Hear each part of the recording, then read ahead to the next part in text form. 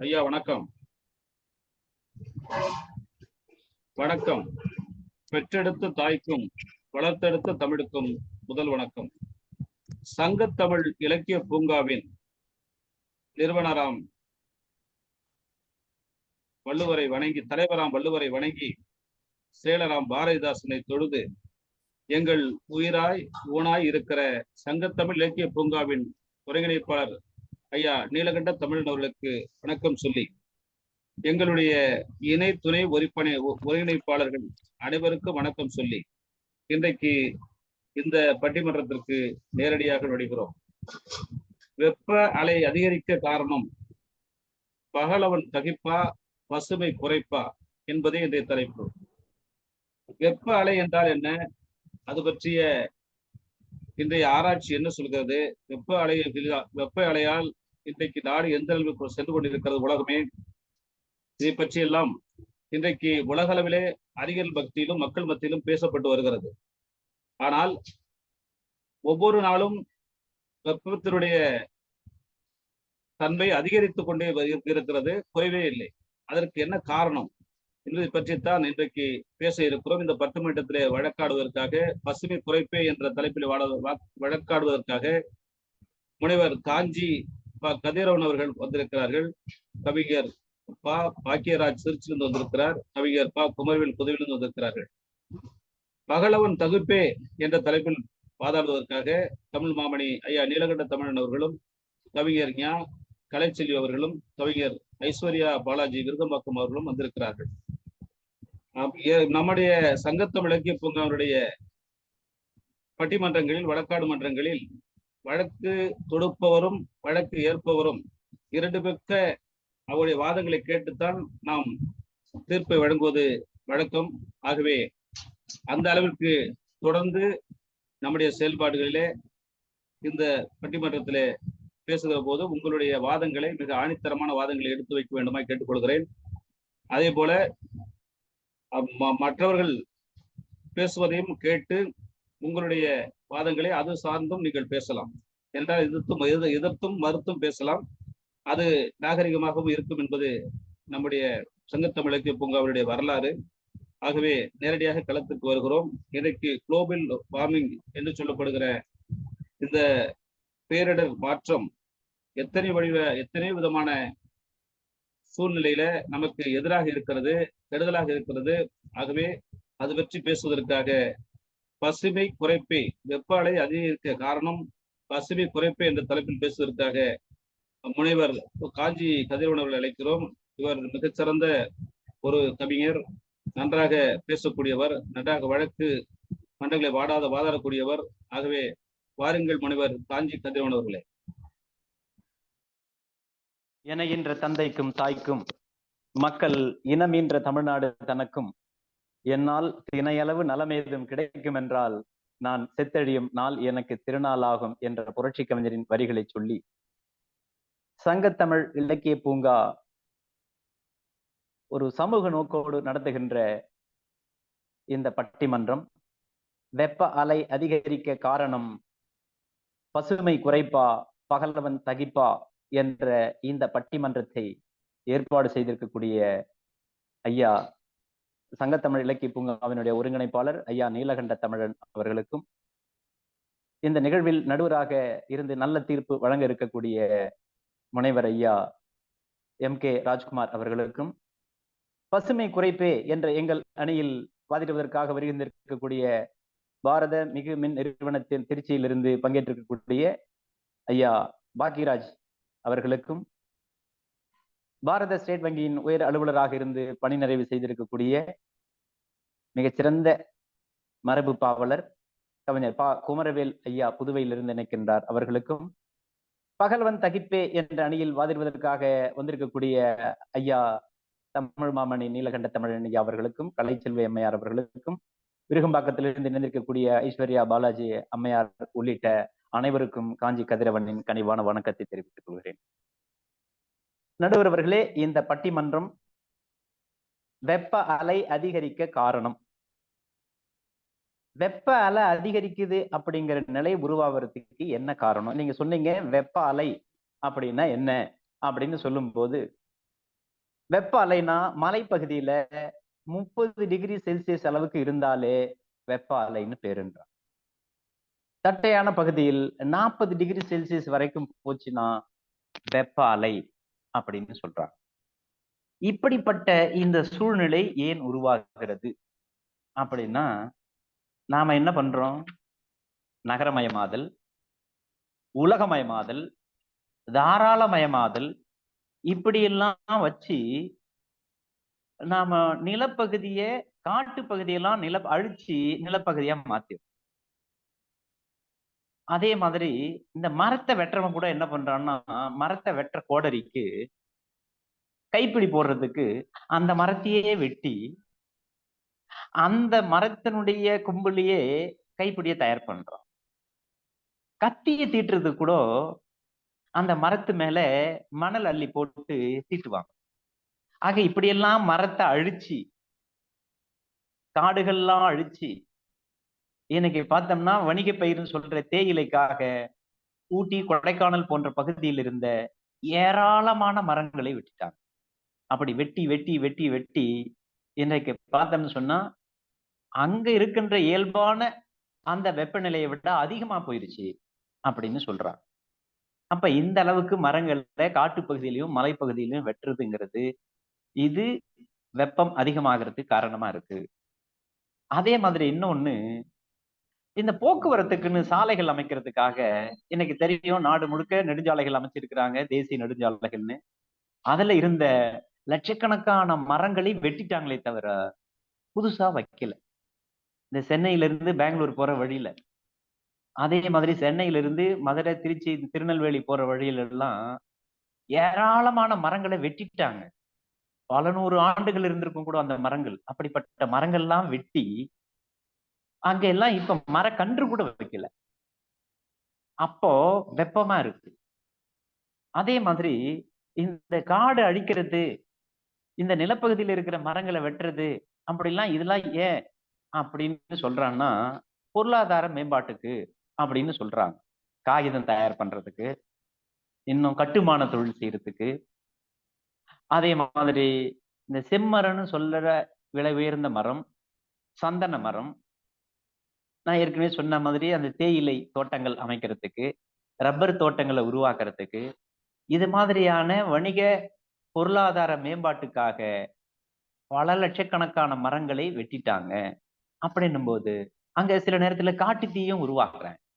காட்டு பகுதியில போறவன் இவன் சமைச்சு செஞ்சு சாப்பிட்றதா இல்ல அவன் பீடி சிகரெட்டு குடிக்கிறதா அந்த மாதிரி குடிச்சு அதை தூக்கி போட்டு அதனால காட்டு தீ பல நேரங்கள்ல பரவுது.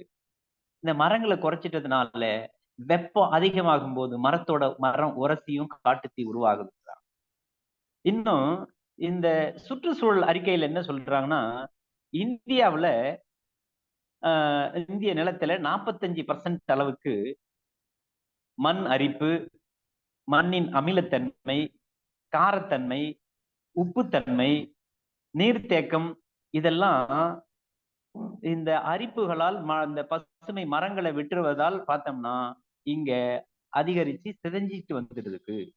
ஆக காரத்தன்மை அதிகமாகுது, உப்புத்தன்மை அதிகமாகுது, அமிலத்தன்மை அதிகமாகுது, மண் அரிப்பு அதிகமாகுது. அதனால பல இடங்கள்ல நிலச்சரிவு உருவாகுது. இதெல்லாம் பார்த்தோம்னா நம்முடைய மக்கள் செய்கின்ற அந்த பேராசை.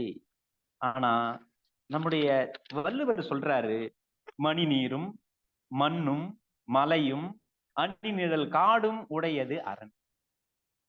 ஒரு நாடுனா நல்ல தண்ணி இருக்கணும், மண் வளம் சிறப்பா இருக்கணும், மலை இருக்கணும், அணி நிழல் காடு, அழகான நிழல் தரக்கூடிய அந்த காடு இருக்கணும். ஆனா காட்டு மரங்களை எல்லாம் அழிச்சுட்டுருமே. அப்படி அழிச்சிட்டு வேற என்னதான் செய்ய போறோம்? ஒரு பாரசீக கவிஞன் ஒருத்தர் எழுதினான், ஏ ரோஜா பூ விற்பவனே, ரோஜா பூவை விற்றுவிட்டு அதை விட உயர்வானை எதை வாங்க போகிறாய்? அப்படி இங்கே மக்கள் வாழ்வதற்கான தகுந்த சூழ்நிலையை தரக்கூடிய காடுகளை, மலைகளை, மரங்களை எல்லாம் அழித்து விட்டு இதை விட உயர்வான எதை செய்து நாம் வாழப்போகின்றோம்? இந்த பசுமையான காடுகள் ஆயிரக்கணக்கான ஆண்டுகளாக இருந்து இன்றைக்கு நாம் வளமாக இருக்கிறோம் என்று சொன்னால், நாம் வாழ்கின்ற காலத்துல இதெல்லாம் அழிச்சிட்டு அடுத்த தலைமுறைக்கு நாம் எதை தரப்போகிறோம்? இதெல்லாம் நாம சிந்திக்க வேண்டாமா? இன்னும் வைரமுத்து ஒரு பாடல் எழுதினார். அதுல சொல்றாரு, மரம்தான் மரம்தான் எல்லாம் மரம்தான், மறந்தான் மறந்தான் மனிதன் மறந்தான், உண்ண கனி ஒதுங்க நிழல், உடலுக்கு மருந்து, உணர்வுக்கு விருந்து, அடைய குடில், அடைக்க கதவு, அழகு வேலி, ஆட தூளி, தடவ தைலம், தாளிக்க எண்ணெய், எழுத காகிதம், எரிக்க விறகு, மரம்தான் மரம்தான் எல்லாம் மரம்தான். மரத்தினுடைய வாழ்க்கை, இந்த மரத்தை அழிக்கிறாங்க அப்படின்னு சொன்னோடனே மலைப்பகுதியில 1973 சிப்கோ இயக்கம் அப்படின்னு இமயமலை பகுதியில மரங்களை வெட்டக்கூடாது, நீங்க அப்படி வெட்டுறதுக்காக வரும்பொழுது அங்க உள்ள கிராமத்துல இருந்தவங்க மலைவாழ் மக்கள் இவங்க எல்லாம் என்ன பண்ணாங்கன்னா, அந்த சுற்றுச்சூழல் ஆர்வலர்கள் எல்லாம் அந்த மரத்தை போய் கட்டி பிடிச்சிக்குவாங்க. வெட்டினா என்ன வெட்டிட்டு மரத்தை வெட்டு அப்படின்னு. அந்த அளவுக்கு அந்த காலத்துல மரத்தை பாதுகாக்கணுங்கிற முனைப்பு இருந்தது. ஆனா இன்னைக்கு உலக அளவுல காடுகள் பார்த்தோம்னா அதிகம் இருக்கிற நாடுகள்ல இந்தியாவுக்கு 10வது இடத்துலதான் இடம் இருக்கு. உலகம் முழுக்க 31 விழுக்காட்டுக்கு மேல காடுகள் இருக்குன்னா, மரங்கள் இருக்குன்னா, ஆனா இந்திய நிலப்பரப்புல 22.4% அளவுக்கு தான் இங்க மலை இருக்கு, காடு இருக்கு, மரங்கள் இருக்கு. அப்ப இந்த அளவுக்கு நாம அழிச்சிட்டு இருக்கிறோமே, ஏறக்குறைய 8 விழுக்காடு 9 விழுக்காடு அளவிற்கு உலக அளவில் இயல்பாக இருக்கின்ற நிலையிலிருந்து நாம் குறைந்து இருக்கின்றோம். இது மட்டும் இல்ல, உலக அளவுல எந்த அளவுக்கு அதிகமா இருக்குன்னா, இந்த மாதிரி மரங்களை வெட்டுறதுனால மனிதனுக்கு ஏற்படுகின்ற பாதிப்புகள், உடல் கோளாறுகள் ஏராளமா இருக்கு. இன்னும் நிலக்கரி, இந்த பெட்ரோலுங்கிறது, இயற்கை எரிவாயு இதெல்லாம் எரித்து காடெல்லாம் அழிச்சு நகர்பெருக்கத்தை உருவாக்குறாங்க. மேகம் ஊட்டமே இல்லாம போகுது இந்த வெப்ப அலைகள் அதிகமாகிறதுனால. அதே மாதிரி உலகத்திலேயே அதிகமான அளவுக்கு வெப்பம் பதிவாகிறது இந்த காடுகளை அழிச்சதுனாலதான் அப்படி சொல்லி உலகத்துல 2017 ஈரான் நாட்டுல அக்வால் என்று சொல்லக்கூடிய ஒரு இடத்துல, அக்வாஸ் என்ற இடத்துல ஜூன் மாசம் 29ஆம் தேதி அங்க பதிவான வெப்பநிலை உலகத்திலேயே அதிகமாக 53.3 டிகிரி செல்சியஸ் 129 டிகிரி ஃபாரன்ஹீட் அளவுக்கு உயர்ந்திருக்குதுன்னு சொன்னா மனிதன் வாழ முடியுமா? நாம சிந்திச்சு பார்க்க வேண்டாமா?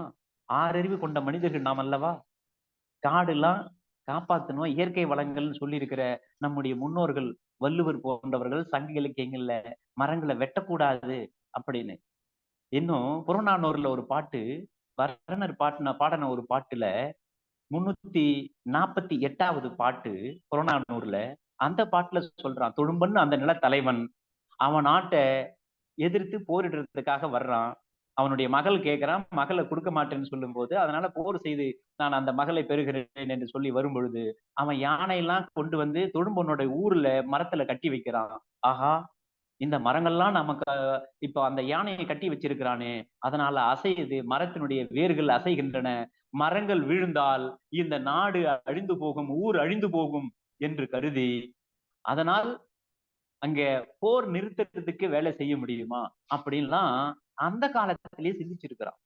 மரங்கள் அழிந்தால் மனிதர்கள் அழிவார்கள், மரங்கள் அழிந்தால் இந்த மரங்களில் கூடு கட்டுகின்ற தேனீக்கள் அழியும், தேனீக்கள் அழிந்தால் மனிதன் வாழவே முடியாது. ஏனென்றால் தேனீக்களால் தான் மரங்களில் மலர்களில் அங்கே இனப்பெருக்கம் நடைபெறுகிறது. அதனாலதான் பூச்சி இருந்தா மட்டும்தான் அங்க கருவுறுதல் நடந்து பழம் பழுக்குது, காய் காய்க்குது. ஆனா இதெல்லாம் நாம ஒழுங்கா பாதுகாக்காம அழிச்சுக்கிட்டே இருக்கிறோம்னா அது நம்முடைய பேராசை. நாம வசதியா வாழணுங்கிறது. இன்னும் இந்த போக்குவரத்துனால அதிகமாக வெப்பம் ஆகுது. ஆக பசுமை குறையறதுனால அதிகமான அளவுக்கு வெப்பம் வந்துகிட்டு இருக்குது. அதனாலதான் உலக அளவுல எல்லா நாட்டிலையும் மரங்களை நடுவோம், மரங்களை நட்டு பாதுகாப்போம், மரங்களை வளர்ப்போம், வீட்டுக்கு ஒரு மரம் வளர்ப்போம், இப்படி எல்லாம் முழக்கங்களை சொல்லி உலகம் முழுக்க இந்த வேலை நடந்துட்டு இருக்குன்னா பசுமை குறைப்பு தான். பசுமை குறைப்பின் காரணமாகத்தான் இந்த நாட்டுல வெப்பமே அதிகமாகுது. பகலவனுடைய தகிப்பு அதிகமாகிறதுக்கு காரணம் இந்த அக்னி நட்சத்திர நாளெல்லாம் அதிகமான அளவுக்கு வெப்பம் பரவி இருக்குதுன்னு சொன்னா இது என்ன காரணம்? மரங்களை அழிச்சிட்டுமே, காடுகளை அழிச்சிட்டுமே, மலையெல்லாம் காணாம போகுதே. மேற்கு தொடர்ச்சி மலையில எந்த அளவுக்கு அவங்க பார்த்தோம்னு சொன்னா நியூட்ரினோ என்று ஒரு திட்டம் சொல்றாங்க. அதுல ஆயிரக்கணக்கான அளவிற்கு ஏக்கர் அளவுக்கு அங்க மலைகள்லாம் அடிக்கிறாங்களே. ஆக மலை அழிந்தால் மரங்கள் அழியும், மரங்கள் அழிந்தால் பசுமை அழியும், பசுமை என்பது குறைந்தால் சூரியனுடைய வெப்பம் அதிகமாகும், வெப்ப அலை அதிகரிக்கும். எனவே வெப்ப அலை அதிகரிக்க பெரிதும் காரணம் என்பது இங்கே பசுமை குறைப்பே என்ற எங்கள் அணியினுடைய வாதத்தை, முதல் சுற்று வாதத்தை வைத்து நிறைவு செய்கிறேன். வாய்ப்பளித்த அனைவருக்கும் நன்றி சொல்லி நிறைவு செய்கிறேன். காஞ்சிபுரத்திலிருந்து கதிரவன்.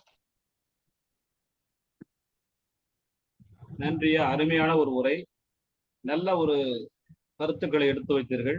நகரமயமாதல், உலகமயமாதல், இதனால்தான் இன்றைக்கு இத்தனை சீர்கேடுகள் என்றும் காடுகள் அழிக்கப்படுகின்றன என்று சொன்னீர்கள். கோடாரிக்கு காம்பே மரத்திலிருந்து தான் எடுக்கிறீர்கள் என்றும், தேசிய நெடுஞ்சாலைகள் எப்படி அழிக்கப்படுகின்றன, எப்படி உருவாக்கப்படுகின்றன, மரங்கள் எப்படி வெட்டப்படுகின்றன என்றும் அதை பற்றி சொன்னீங்க. இன்னும் பாத்தீங்கன்னா மலை பிரதேசங்கள்ல 30 டிகிரி இருந்தாலே அதுவே வெப்பம், நிலப்பகுதியில 40 டிகிரிக்கு மேல போனாலே அது வெப்பமயமாதல் என்று சொல்லியிருக்கீங்க. அதான் உண்மை. ஆனால் இன்றைக்கு நிறைய காடுகள் அழிக்கப்பட்டிருக்கின்றன என்பதும் உண்மை. ரோஜாப்பூ விட்டு என்ன பண்ண போற என்று சொல்லவும், இந்த கவிப்பேரரசு வைரமுத்து அவருடைய கவிதையை மறந்தான் மனிதன் மறந்தான் என்ற அந்த கவிதை அருமையான ஒரு கவிதை. அது மரத்தை பற்றி அழகாக எழுதியிருப்பார். அது ஈரானிலே தொடங்கப்பட்ட அந்த புரட்சியை பற்றி சொன்னீர்கள். தேனீக்கள் அழிந்தால் மனிதன் அழிந்து விடுவான் என்பதை பற்றி சொன்னீர்கள். மிக ஒரு அருமையான வாதத்தை நீங்கள் எடுத்து வைத்திருக்கிறீர்கள். ஆனால் இதற்கு நல்ல கதிரவன் தகைப்பே, பகலவன் தகைப்பே என்று பேசுவதற்காக இந்த அணியுடைய தலைவராக இருக்கிற ஐயா தமிழ் மாமணி நீலகண்ட தமிழ் அவர்களை நாம் அழைக்கிறோம். அதற்கு முன்னால் ஐயா அவர்களை பற்றி தெரியும். பல்கவி வித்தகர், மிகச்சிறந்த ஒரு இலக்கியவாதி, அருமையாக எல்லா தலைப்பிலும் பேசக்கூடியவர்கள். சங்க இலக்கியம் தொட்டு இந்த இலக்கியம் வரை படித்து சிறந்த ஒரு மனிதராக திகழ்கிற தமிழ் மாமணி கவிஞர் நீலகண்ட தமிழன் அவர்களை பகலவன் தகைப்பே என்ற தலைப்பில் பேச அழைக்கிறேன். வணக்கம் ஐயா. வணக்கம் வணக்கம். நல்ல விவரமா சொன்னீங்க. அந்த ராஜமார்த்தாண்ட மட்டும் விட்டுட்டீங்கய்யா. எல்லாம் சொன்னீங்க. இந்த ராஜமார்த்தாண்ட விட்டுட்டீங்க. பரவாயில்ல, மகிழ்ச்சி. வெப்ப அலைகள் இதுக்கு காரணம் பகலவனின் தகிப்பா, பசுமையின் குறைப்பா. பட்டிமன்றம் வச்சு அதுக்கு நடுவராக முன்னவர் M.K. ராஜ்குமார் அவர்களை நடுவராக அமைச்சிருக்கிறார்கள். எங்கள் அணியிலே பேச வந்திருக்கின்ற, என்னோடு பேச வந்திருக்கின்ற திருமதி கவிஞர் திருமதி ஞா கலைச்செல்வி அவர்களுக்கும் திருமதி ஐஸ்வர்யா பாலாஜி அவர்களுக்கும் என்னுடைய வணக்கங்களை தெரிவித்துக் கொள்கிறேன். அதே மாதிரி எதிரணியிலே பேச வந்திருக்கக்கூடிய கதிரவன் தான் காரணம். இவ்வளவு பிரச்சனைக்கு காரணம் கதிரவன் தான். அவரே சொல்றாரு பசுமை குறைப்புன்னு. கதிரவன் அவர்கள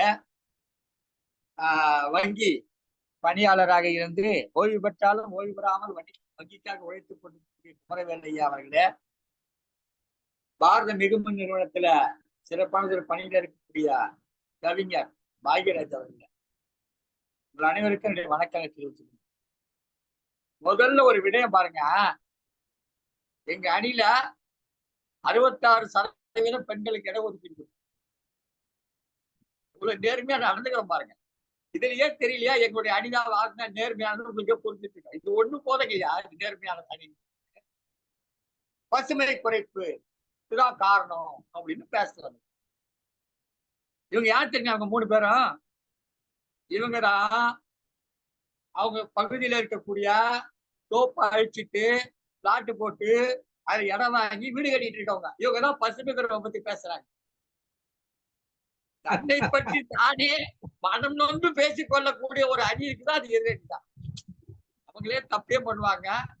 அது யாரோ பண்ண தப்பு மாதிரியே பேசுவாங்க. ஏன் 4.5 மில்லியன் ஆண்டுகளுக்கு முன்பு சூரியன் தோன்றுச்சு. அப்ப நீங்களும் தோன்றல, நானும் தோன்றேன். நீங்க சொன்ன வள்ளுவர் புறநானூறுலாம் கூட தோன்றல. அதுக்கு முன்னாடி தோன்றுச்சு அந்த சூரியன். உலகம் அதுக்கப்புறம் ஒரு 2 மில்லியன் ஆண்டுகள் கழித்து தோன்றி சொல்றாங்க. இது அறிவியல் கூற்றுகள். அதாவது 1,70,080 கிலோமீட்டர் வேகத்துல சூரியன் சுழன்று கொண்டு 1,70,080 கிலோமீட்டர் வேகத்துல சூரியன் சுழன்று கொண்டு பூமி தன்னைத்தானே 1,00,1600 கிலோ 666 கிலோமீட்டர் சரியாக சொன்னா 1666 கிலோமீட்டர் வேகத்துல பூமி தன்னைத்தானே. இந்த சுழற்சி என்பதில் அவ்வப்போது மாறுபாடுகள் ஏற்படுகிறது என்று அறிவியல் பூர்வமாக கருத்துக்கள் தெரிவிக்கிறார்கள். பூமியினுடைய அச்சு 18 சென்டிமீட்டர் அளவுக்கு சாய்ந்திருக்கிறது என்று சொல்லுகிறார்கள். 18 சென்டிமீட்டர் அளவுக்கு சாய்ந்திருக்கிறது என்று சொல்லியிருக்கிறார்கள். பூமியினுடைய இந்த 1666 கிலோமீட்டர் வேகம் என்பது சற்று குறைந்து அரை மணி நேரம் குறைந்திருக்குது. அதாவது கடிகாரத்துடைய இப்போது நாம் வைத்திருக்கக்கூடிய கடிகாரத்துடைய நேரத்துக்கும் பூமி சுழற்சி கணக்கிற்படி பார்த்தால் வருகிற நேரத்துக்கும் அரை மணி நேரம் வேறுபாடு ஏற்பட்டிருக்கிறது என்று விஞ்ஞானிகள் ஆய்வு செய்து கூறியது. அப்ப அரை மணி நேரம் தாமதமானது என்று சொன்னால் சூரியனுடைய வெப்பம் அதிகப்படியாக படும் என்பது ஒன்று நாம் புரிந்து கொள்ள வேண்டும். இன்னொன்று, ஒரு இயற்கை என்பது அப்படியே இருக்கும் என்று சொல்வதும் தவறு. ஏன்னு சொன்னா அதுல மாறுபாடுகள் இயங்கியது ஏற்பட்டுக் கொண்டே இருக்கும். இந்த வேகத்துடைய சுழற்சியிலே மாறுபாடுகள் ஏற்படும். இந்த பூமியினுடைய நிலைப்பாட்டிலே மாறுபாடுகள் ஏற்படும். அதனால எல்லாம் இந்த பகவானின் தவிப்பு அதிகமாகும். இப்ப ஒரு 4000 ஆண்டுகளுக்கு முன்பு வாழ்ந்த மாதிரி இப்ப நம்ம வாழ முடியுமா? முடியாது, நிச்சயமாக முடியாது. யதார்த்தமா யோசித்து பாருங்கள். அன்றைக்கு நாம் எப்படி இருந்தோம்? புகையில வாழ்ந்தோம், மரத்து மேல படுத்து தூங்கணும். இன்றைக்கு கதிரவனோ அல்லது குமரவேலோ அல்லது பாக்கியராஜோ மரத்து மேல போய் தூங்க தயாரா? நம்ம முன்னோர்கள் மட்டுமல்ல, நம்ம முன்னோர்களுக்கு தூங்குறாங்க, அது மாதிரி நாமளும் தூங்கணும். புகையில வாழ முடியுமா? மாட்டு வண்டியில போக முடியுமா? அதனால இது இயல்பான ஒரு விடயம். இன்னொன்றை பார்ப்போம். சூரியன் பொதுவானது. அது எல்லா இடத்திலும் ஒரே மாதிரிதான் காயுது. ராஜஸ்தான்லயும் அதே சூரியன் தான், சென்னையிலயும் அதே சூரியன். இப்போ இங்க மட்டும் பசுமை குறைச்சதுனால வெப்பம் வந்துடுச்சு அப்படின்னு சொல்றது எனக்கு புரியாத ஒரு விடயமா. பசுமை பாதுகாக்கும், ஆனா பகலவனுடைய தாக்கம் அதிகமாகிக் கொண்டே இருக்கிறது.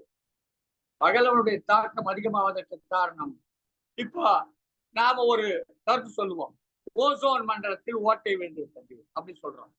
ஓசோன் மண்டலத்தில் ஓட்டை எங்க விழுந்திருக்கு? அமெரிக்காவுக்கு மேல விழுந்திருக்கு. ஆனா அங்க அந்த தாக்கம் இல்லை. என்ன காரணம்? அந்த பூமியினுடைய இயல்பே சூரியன் தாக்காத, அதிகம் தாக்காத பகுதியில் இருக்கு. அதனால அங்க இல்லை. நாம இருக்கிறது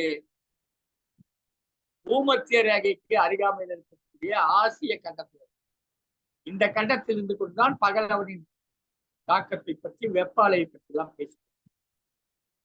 இதே மாதிரி ஒரு பட்டிமன்றம் அமெரிக்காவிலோ இங்கிலாந்திலோ பிரான்சில் நடத்துவார்களாம்? நடத்த மாட்டார். ஏனென்றால் அவர்களுக்கு வெயில் தேவை. அவர்களுக்கு போதிய அளவுக்கு வெப்பம் இல்லை. பகல் பொழுது மிகவும் குறைவாக இருக்கிறது. இப்படிப்பட்ட சூழ்நிலை அவர்கள் இருக்கிறார்கள். இந்த வெப்ப அலை தாக்கத்திற்கு பசுமையை குறைத்தது மட்டும் காரணம் அல்ல, பகலவனின் தாக்கம் அதிகரித்துக் கொண்டே இருக்கிறது. உலகத்துடைய மாறுபாடு, நம்முடைய வாழ்க்கை முறை மாறுபாடு வந்து கொண்டிருக்கிறது. வெறும் மரத்தை வைப்பதாலேயே எல்லாம் சரியாகி விடுமா என்று சொன்னால், நம்முடைய மக்கள் தொகை பெருக்கம், நாம் பயன்படுத்தக்கூடிய பொருட்களுடைய பயன்பாடு, இதெல்லாம் இருக்கிறது. ஒரு கார் வாங்கினால் 6 மரம் நட வேண்டும் என்று சொல்லுகிறார்கள். சரி, இன்றைக்கு பல ஆயிரம் பல கோடி கார்கள் ஓடிக்கொண்டிருக்கிறது. மரத்தை வைத்துவிட்டால் அப்ப இடமே இருக்காது. மரத்தை வைத்துவிட்டால் இடமே இருக்காது. எனவே இந்த தாக்கம், பகலவனின் தாக்கம் என்பது, சகிப்பு என்பது இயல்பானது. இது இயற்கைக்கு மாறுபட்டதில்லை, இயற்கையானது. நீங்கள் இப்போது பசுமையை வளர்ப்போம் என்று சொல்வதும், மரம் செடி கொடிகளை வளர்ப்போம் என்று சொல்வதும் இயற்கை போல தோன்றக்கூடிய செயற்கை. அது இயற்கையை காப்போம் என்பது போல சொல்லக்கூடிய ஒரு செயற்கை. வீட்டுக்கு வீடு 4 மரம் வச்சுட்டா மட்டும் பசுமையோட வளர்ச்சி பெருகி பகலுடைய தாக்கம் உங்களுக்கு குறைஞ்சிடுமா? நிச்சயமா கிடையாது. அது அப்படித்தான் இருக்கும்.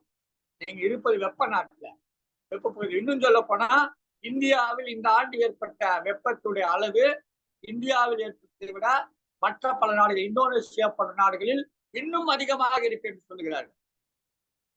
பல நாடுகளிலே பசுமையிலே இயற்கை வளங்களை பாதுகாப்பதிலே அக்கறை உள்ள பல நாடுகளிலே இந்த பகலனுடைய தாக்கம் இருக்கு என்று சொல்லுகிறார்கள். எதனால் வருகிறது இந்த வெப்ப அலை வீச்சு? எதனால் வருகிறது? இது பகலுடைய தன்மை நாளுக்கு நாள் மாறுபட்டு, இது ஒரு இயங்கியல் சூழ்நிலை. இதை நாம் செடிகளை வளர்ப்பு வைப்பதனாலோ மட்டும் குறைந்து விடாது. வாழ்க்கை முறையை மாற்ற வேண்டும்.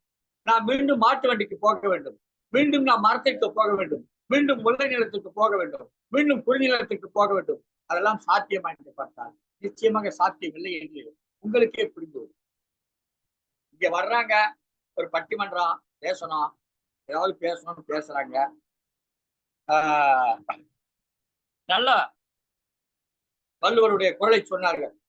ஒரு நாட்டுக்கு இதெல்லாம் தேவை: காடு தேவை, மலை தேவை, மண்ணு தேவை, மழை தேவை, எல்லாம் தேவை இருந்தால்தான் அந்த நாடு அப்படின்னு வள்ளுவர். இப்பவும் அதைத்தான் சொல்லிக்கிட்டு இருக்கோம். எல்லாம் தேவைதான் நாடு சிறப்பாக இருக்கும். ஆனால் இதனால் இருந்திருந்தால் இந்த பகுதியிலே சற்றேற குறைய ஒரு 4000 ஆண்டுகளுக்கு முன்பு எடுத்துக் கொள்ளுங்கள். அப்போது நீங்கள் சொல்லுகிற மர வளம், காட்டு வளம் எல்லாமே இருந்திருக்கும். நிச்சயமாக உங்களுடைய கருத்துப்படி பார்த்தால் அப்போது பகலவனுடைய தவிப்பு இருந்திருக்காது. அப்படியே காலகாலமா தமிழன் கருப்பா இருக்கான், சிவப்பாலும் வந்திருக்கணும். பல நாடுகள்ல அந்த நாட்டுடைய சீதோஷ்ண நிலை காரணமாக அந்த மக்கள் எல்லாம் சிவப்பாக இருக்கிறாங்கல்ல, அந்த மாதிரி ஏன் சிவப்பா இல்லைங்க? தமிழ் தான் கருப்பு, தமிழுடைய வண்ணம் கருப்பு. ஏன் 4000 ஆண்டுகளா, 5000 ஆண்டுகளா, 10,000 ஆண்டுகளா நாம அதுக்கு முன்னாடி இங்க பசுமையோட பாதுகாக்கல? அப்ப யாரும் மலையை வெட்டலையே, அப்ப யாரும் புகை விடலையே, அப்ப யாரும் காரை பயன்படுத்தலையே. ஆனால் அன்றைக்கு நம்ம அப்படிதான் இருக்கோம். எனவே பகலவன் தகுப்பு இயல்பானது. நீங்க 4000 ஆண்டுகளுக்கு முன்பு இப்படித்தான் இருந்தது, இப்பவும் அப்படித்தான் இருக்கு. நீங்க உங்களுடைய வாழ்க்கை வசதிகளை மேம்படுத்திக் கொண்டதன் காரணமாக உங்களுக்கு அது அதிகம் போல தெரிகிறது. நீங்கள் வெயிலில் இருந்து விட்டு வெயிலுக்கு சற்று நேரம் வந்து விட்டு ஐயோ வெயில் கொடுமை, வெயில் கொடுமை, வெயில் கொடுமை என்று சொல்லுகிறீர்கள். அது உண்மை அப்படி அல்ல. சாலை ஓர மரங்களை எல்லாம் வெட்டி விட்டோம், அதெல்லாம் வச்சுப்போம். ரோடெல்லாம் மூடிடுவோமா? சாலை ஃபுல்லா மரத்தை வச்சிருவோம். அசோகர் மரம் நட்டா, அவர் எங்க போய் மரம் நட்டார் தெரியாது. அசோகர் வாழ்ந்த காலத்துல நாடு முழுவதும் மரமாத்தான் வந்திருக்கும். அப்புறம் அவர் எந்த பொட்டல் காட்டுல போய் மரம் வச்சுட்டாருன்னு தெரியல. மரமே நட்டு விடுவோம், சாலை எல்லாம் மூடி விடுவோம். உங்களால் வாழ்ந்து விட முடியுமா? இது இயல்பு. இந்த வளர்ச்சியினுடைய தன்மை இப்படித்தான் இருப்பது. இதை வெறும் மரம் வைப்பதால் மட்டுமே இதை சீர் செய்து விட முடியும் என்று சொன்னால், நீங்கள் எவ்வளவு மரம் வைத்தாலும் வைக்க முடியாத அளவுக்கு மரங்கள் இந்த உலகத்திலே இருந்தது, இந்த நாட்டிலே இருந்தது, இந்த இந்தியாவில் நாம் வாழ்கிற இந்த பகுதியில் இருந்தது. அப்புறம் ஏன் அன்றிலிருந்து இன்று வரை மனிதர்கள் கருப்பு நிறத்திலேயே இருக்கிறோம்? இது வெயில் பூமி, வெயில் தாக்குகிற பகுதி, இது கருப்பர்கள் வாழக்கூடிய, கருப்பு இடம் மக்கள் வாழக்கூடிய பகுதி. எனவே நம்ம கருப்பா இருக்கோம். இது தாக்கம் அப்படியே இருக்குது. இத புதுசா இன்னைக்கு கதிரை கண்டுபிடிச்சு காஞ்சிபுரத்துல இருந்துகிட்டு ஐயோ வெயில் வந்துருச்சு, மரம் வெட்டிட்டாங்க, நாங்க பைபாஸ் ரோடு போட்டு மரம் வெட்டினாலதான் வெயில் வந்துருச்சு. ஏற்புடைய கருத்தே கிடையாது. இயல்பான வாழ்க்கை நிலை அப்படித்தான் இருக்கும், அப்படிதான் இருக்குது. இதை மாற்றி விட்டு நம்ம அங்க போக முடியாது. போக முடியுமா? காஞ்சிப்பா கதிரவன் கண்ணாடி போட்டிருக்காரு. ஏன் கண்ணாடி போட்டிருக்காரு? ஏன் போட்டிருக்காரு? நாம் நம் பார்வை தன்மை இழந்து விட்டோம். நாம் செயல்பாட்டிலே மாறிவிட்டோம். இதுக்கு முன்னாடி இருந்ததா? இல்ல. இப்போ தூரத்துல பார்த்து பார்க்கிற பார்வை பலமும் ரொம்ப தூரத்துக்கு பேசுகிற தன்மையும் நமக்கு இருந்த இன்றைக்கெல்லாம் குறைஞ்சு போச்சு. என்ன குறைஞ்சு போச்சு? நம்முடைய கைகளாம் நீளமாக இருந்தாங்க. இதெல்லாம் வளர்ச்சியில குண்டிடுது. ஏன் குண்டிடுது? ஏனென்றால் நாம் வாழ்கிற வாழ்க்கை முறையை மாற்றிக் கொண்டிருக்கிறோம். இதே காஞ்சிப்பா கதிரவன் 4000 ஆண்டுகளுக்கு முன் வாழ்ந்திருந்தால் இதை வெயிலின் தாக்கம் என்று சொல்ல மாட்டார். அது இயல்பு. இன்றைக்கு இவர் வாழ்கிற முறை அது அவர் எப்படி பேசுவது. இதைத்தான் நான் சொல்ல வரேன். மிக முக்கியமான கருத்தாக நீங்கள் எடுத்துக்கொள்ள வேண்டும். இந்த உலகம் அப்படியே இருக்கிறது. 4000 ஆண்டுகளுக்கு முன்பு இதே சூரியன் இருந்தது. 4000 ஆண்டுகளுக்கு முன்பு இதே தகிப்பு இருந்தது. அன்றைக்கு இப்போது நீங்கள் சொல்லுகிற இத்தனை பசுமையும் அதிகமாக, அளவுக்கு அதிகமாக 10 மடங்கு, 100 மடங்கு, 1000 மடங்கு இருந்தது. ஆனாலும் சூரியன் தாக்கியது இந்த நிலத்திலே இருந்த மக்கள், இந்த ஆப்பிரிக்காவில் இருந்த மக்கள் விருப்பமாகத்தான் இருக்கிறார்கள். அது சூரியன் தாக்கத்தால் ஏற்படும். அவருடைய முடியெல்லாம் பாருங்க, சுருண்டு சுருண்டு. என்ன காரணம்? இதுதான். இது அப்படித்தான் இருக்கு. கூறி என்னுடைய வாதங்களை போட்டு நிறைவு செய்கிறேன். தொடர்ந்து எங்கள் அணியிலே தாக்குதல் கொடுப்பதற்காக தயாராக இருக்கிறார்கள். அது பகலவனின் தகிப்பை விட கடுமையாக இருக்கும். எனவே ஏசி அறையிலிருந்து உங்களை பாதுகாத்துக் கொள்ளுங்கள் என்று கூறிக்கொண்டு எனக்கு வாய்ப்பு நன்றி பாராட்டி விடைபெறுகிறேன். மீண்டும் சந்திப்போம். கதிரவனே, உங்களை சந்திப்போம். அருமை அருமை அருமை ஐயா. அதாவது நான் சொன்னேன் இல்லையா, இது நீங்க ஒரு மண்ணள்ளி கொடுத்தீங்கன்னா பொண்ணாக்கிடுவார். இவ்வளவு தூரம் இப்போ 8-10 நிமிஷம் பேசினாங்க. காஞ்சி கதிரவன் பேசினாரு. இதெல்லாம் மறுநாள்ல அது நல்ல இப்படி ஆயிடுச்சு அப்படி ஆயிடுச்சு, 24% இருக்குது, 30% இருக்குது, எல்லாத்தையும் ஒரே தாக்கத்துல. அதெல்லாம் கிடையாதுயா. அந்த காலத்துல வெயில் இருந்துச்சு, இந்த காலத்துல வெயில் இருக்குது. அந்த காலத்துல இதே மரம் இருந்துச்சு, இந்த போல அதே மரம் இருந்துச்சு. நீங்க எப்படி சொல்லுவீங்க? நீங்க வெயில் அப்படியேதான் இருக்குது. ஆனா இது பசுமை குறைப்புக்கெல்லாம் காரணம் இல்லை, பகலவனுடைய தவிப்பு தான் காரணம் அப்படி சொல்லிட்டு ரொம்ப மிக ஒரு அழகான ஒரு உரையாற்றினாங்க. இப்ப சாதாரண இல்ல, 1,70,70,000 கிலோமீட்டர் வேகத்துல சுத்துது பூமி. 1666 கிலோமீட்டர் வேகத்துல சுத்திட்டு இருக்குது. இவ்வளவு வேறுபாடுகள் இருக்கும்போது நீங்க எப்படி சொல்லுவீங்க? நீங்க போய் மரத்தை போய் ஏறி படுத்து தூங்குவீங்களா? நீங்களும் காடு அழிச்சதுக்கு காரணம் தானே, நீங்களும் அதுல காங்கிரீட் வீடு கட்டினதுக்கு காரணம் தானே அப்படின்னு சொல்லிட்டு அந்த ஆப்பிரிக்கா நாடுகள் வேற. இப்போ பாத்தீங்கன்னா குளிர் பிரதேசமா இருக்கிற கனடா, அமெரிக்கா நாடுகள்ல வெயில் வேணும், வெப்பம் வேணும். ஆனா இங்க வெப்பம் வேணாம். ஏன்னா இங்க நமக்கு அந்த மாதிரி சூழ்நிலை இல்லை. ஏன்னா பூமத்திய ரேகைக்கு பக்கத்துல இருக்குது நம்ம பூமி. அதனால நமக்கு இந்த இது காரணம் மிக தெளிவான ஒரு காரணங்களை அவர் அடிக்க இருக்கிறாரு. இது என்ன செய்ய போறாங்கன்னு தெரியல. நம்முடைய அணியிலே பசுமை குறைப்பே என்ற அணியிலிருந்து பேசுவதற்காக கவிஞர் பாக்கியராஜ் அவர்களே, பாரத மிகுந்த நிலையத்தில் பணி செய்து ஓய்வு பெற்றிருக்கிற கவிஞர் பாக்கியராஜ் திருச்சியிலிருந்து இருக்கிறார்கள். அவர்களை பேச அழைக்கிறோம். வாங்கய்யா, ஐயாவுடைய இதுக்கு சரியான ஒரு பதில் கொடுங்க. அப்பதான் உங்களுடைய அணிக்கு வலு சேர்க்கும். எங்கள் வாழ்வும் எங்கள் வளமும் மங்காத தமிழ் என்று சங்கே முழங்கு என்று சங்கநாதத்தோடு அவையோர் அனைவரையும் தமிழால் வணங்கி நடுவர் ஐயா அவர்களுக்கும், எங்கள் அணியின் கதிரவன் ஐயா அவர்களுக்கும், கோரவேல் ஐயா அவர்களுக்கும் மற்றும் எதிரணியின் நீலகண்ட தமிழன் ஐயா அவர்களுக்கும், ஐஸ்வர்யா பாலாஜி அம்மா அவர்களுக்கும், கலைசெல்வி அவர்களுக்கும் முதற்கண் எனது வணக்கத்தை தெரிவித்துக் கொள்கிறேன். பகலவன் தகைப்பிற்கு காரணம் பசுமை குறைப்பேங்கிற அணியில பேச வந்திருக்கேங்க ஐயா. ஐயா நிறைய பேசினாரு. இது இந்தியா பூமத்திய ரேகைக்கு அருகில் இருக்கு, இது எல்லாமே சரிதான். ஆனா திருச்சியை நான் சென்னையை கம்பேர் பண்றதுக்கு முன்னாடி திருச்சியை நம்ம கம்பேர் பண்ணி பார்க்கும்போது சென்ற ஆண்டை விட இந்த ஆண்டுல வெப்பநிலை பாத்தீங்கன்னா 3-4 டிகிரி அதிகமா இருக்கு. இப்ப ஐயா சொல்றாரு 4000 ஆண்டுகளுக்கு முன்னாடி மரங்கள்லாம் இருந்துச்சு, எல்லாமே பேசினாரு. ஆனால் போன ஆண்டு நம்ம கதிரவன் ஐயா சொன்ன மாதிரி இங்கிருந்து திருநெல்வேலி போறக்குள்ள இருந்த பழைய மரங்கள் எல்லாம் வெட்டினாங்க, திரும்பி வைக்கலன்னு சொன்னப்போ ரோட்டுக்கு நடுவுல மரம் வச்சிடலாமா? நடுவுல மரம் வைக்க முடியாது. ஆனா ஓரத்துல இப்ப இருக்கிற ரோட்ல இருந்து இடம் இருக்கிற இடத்துல வச்சிருக்க முடியும். ஆனால் ஒரு மரத்தை வெட்டும் போது 10 மரங்களை வைங்கன்னு நீதிபதிகள் சொல்லிட்டே இருக்காங்க. ஆனா ஒரு மரத்தை வெட்டிட்டு அடுத்த மரத்தை வைக்கிறாங்க. அது 10 ஆண்டுகள் ஆன உடனே இன்னும் கொஞ்சம் ரோடு அகலப்படுத்துறாங்க, அந்த மரத்தையும் வெட்டுறாங்க. என்னைக்குமே 10 ஆண்டுகளுக்கு மேலாக ஒரு மரம் 10 ஆண்டுகளுக்கு மேலாக ஒரு மரம் உயிரோடு இருக்கிறது என்றால் அது ஏதாவது ஒரு வீட்டில் இருந்தால் மட்டுமே இருக்க முடியும். சாலையில் இருந்தால் நிச்சயமாக அது உயிரோடு இருக்க முடியாதுங்கிறது தான் இந்த கால சூழ்நிலை. இதுல இருந்துட்டு ஐயா சொல்றாரு மரங்கள்லாம் வெட்டனாலங்கிறதெல்லாம் கிடையாதுங்கிறாரு. நிச்சயமாக. ஏன்னா இப்ப திருச்சி பொறுத்த வரைக்குமே நாங்க இருக்கிற சூழல்ல பாத்தீங்கன்னா 7 லட்சம் மரங்கள் இருக்குங்க ஐயா. பாரத மிகுமின் நிறுவனத்துல 7 லட்சம் மரங்களை எங்களுடைய மொத்தமா காமராஜர் அவர்கள் கொடுத்த இடத்துல 7 லட்சம் மரங்கள் வளர்த்துட்டு இருக்காங்க. அது இல்லாம இப்பவும் மியாவாக்கி காடுகள்னு சொல்லி சிறிய இடங்கள்லயும் அதிகமான மரங்களை உருவாக்குவதற்கான முயற்சியில ஈடுபட்டு இருக்காங்க. அப்ப ஏன் அது பண்றோம் அப்படின்னு கேட்டீங்கன்னா, வெப்பநிலை உயர்வை குறைப்பதற்கான முயற்சிகளை எடுக்கணும்னு தான் பண்ணிட்டு இருக்கோம். ஆனா ஒரு விதத்துல இப்படி இருந்தாலும் நிறைய இடத்துல பசுமை குறைப்புங்கிற இதுதான் நடந்துட்டு இருக்கு. எப்படி? முக்கியமா சாலை ஓரங்கள் முதல்ல வெட்டப்படும் மரங்கள் நேராக நிமிர்ந்து நிற்கும் ஆணிகள் தான் அடி வாங்குங்கிற மாதிரி நேராக இருக்கும் சாலையோர மரங்களே முதலில் வெட்டப்படுகின்றன. அப்புறம் 2வது நம்ம எல்லாருமே சொல்றோம் மரம் வளர்க்கணும். ஆனா யாராவது ஒரு வீட்டு வாசல்ல மரம் வச்சிருக்க விடுறோமா? ஒரு மரம் இருக்கு அப்படின்னா என்ன பண்றோம்? முதல்ல வாசல் கூட்டுறதுக்கு கஷ்டமா இருக்குன்னு முதல்ல வெட்டுறது மரத்தை தான் வெட்டுறோம். பூங்காக்கள் இருக்கு. பூங்காக்கள்ங்கிறது பழைய காலங்கள்ல எல்லாமே பூங்காக்கள்ல மரங்கள் இருந்துச்சு. இப்போ ஒரு லால் பார்க்கோ இல்ல சென்னையில இருக்கிற பெரிய பெரிய பூங்காக்கள்லயோ மரங்கள் தான் இருந்துச்சு. ஆனா இப்ப இருக்கிறதெல்லாம் மரங்கள்னு நம்ம சொல்ல முடியுங்களா? செடிகளாகவோ குரோட்டன்ஸ் ஆகவோ வண்ண வண்ண நிறங்களை இலைகளில் கொண்ட குரோட்டன்ஸ் செடிகளை மட்டும்தான் வளர்த்துறமே தவிர என்னைக்குமே மரங்கள்ங்கிறத வளர்த்துறதே இல்லை.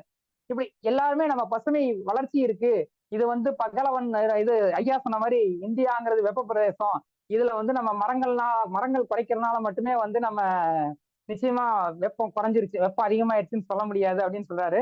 அப்படி நிச்சயமா சொல்ல முடியாதுங்கய்யா. ஏன்னா இப்ப ஏற்காடு 10 ஆண்டுகளுக்கு முன்னாடி ஏற்காட்டுல இருந்த வெப்பநிலைக்கும் இப்போ இந்த ஆண்டு இருந்த வெப்பநிலைக்கும் பாத்தீங்கன்னாலே 10 டிகிரிக்கு மேல வெப்பநிலை அதிகமாயிருக்கு. காடுகளை பூராமே அழித்து ஹோட்டல்களாக்கப்பட்டது.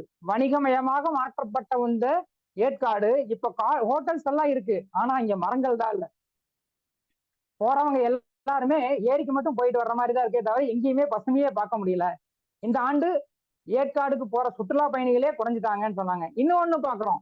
இப்ப ஐயா சொன்னாரு இந்த மாதிரி எல்லாம் பசுமையினால மட்டும்தான் அப்படின்னு சொல்லிட்டு. ஏன் இ பாஸ் வைக்கிறோங்க? ஊட்டி கொடைக்கானல் எங்க போனாலும் இ பாஸ் இருந்தாதான் போக முடியும். ஏன்னா அவ்வளவு கூட்டம். எங்கேயாவது பசுமை இருக்காதா? போய் கொஞ்ச நேரம் இருந்துட்டு வர முடியாதா? பகலவன் டைப்புன்னு சொல்லிட்டு எல்லாருமே ஏசி ரூம்லயே இருந்திருக்காங்க இல்லைங்களா?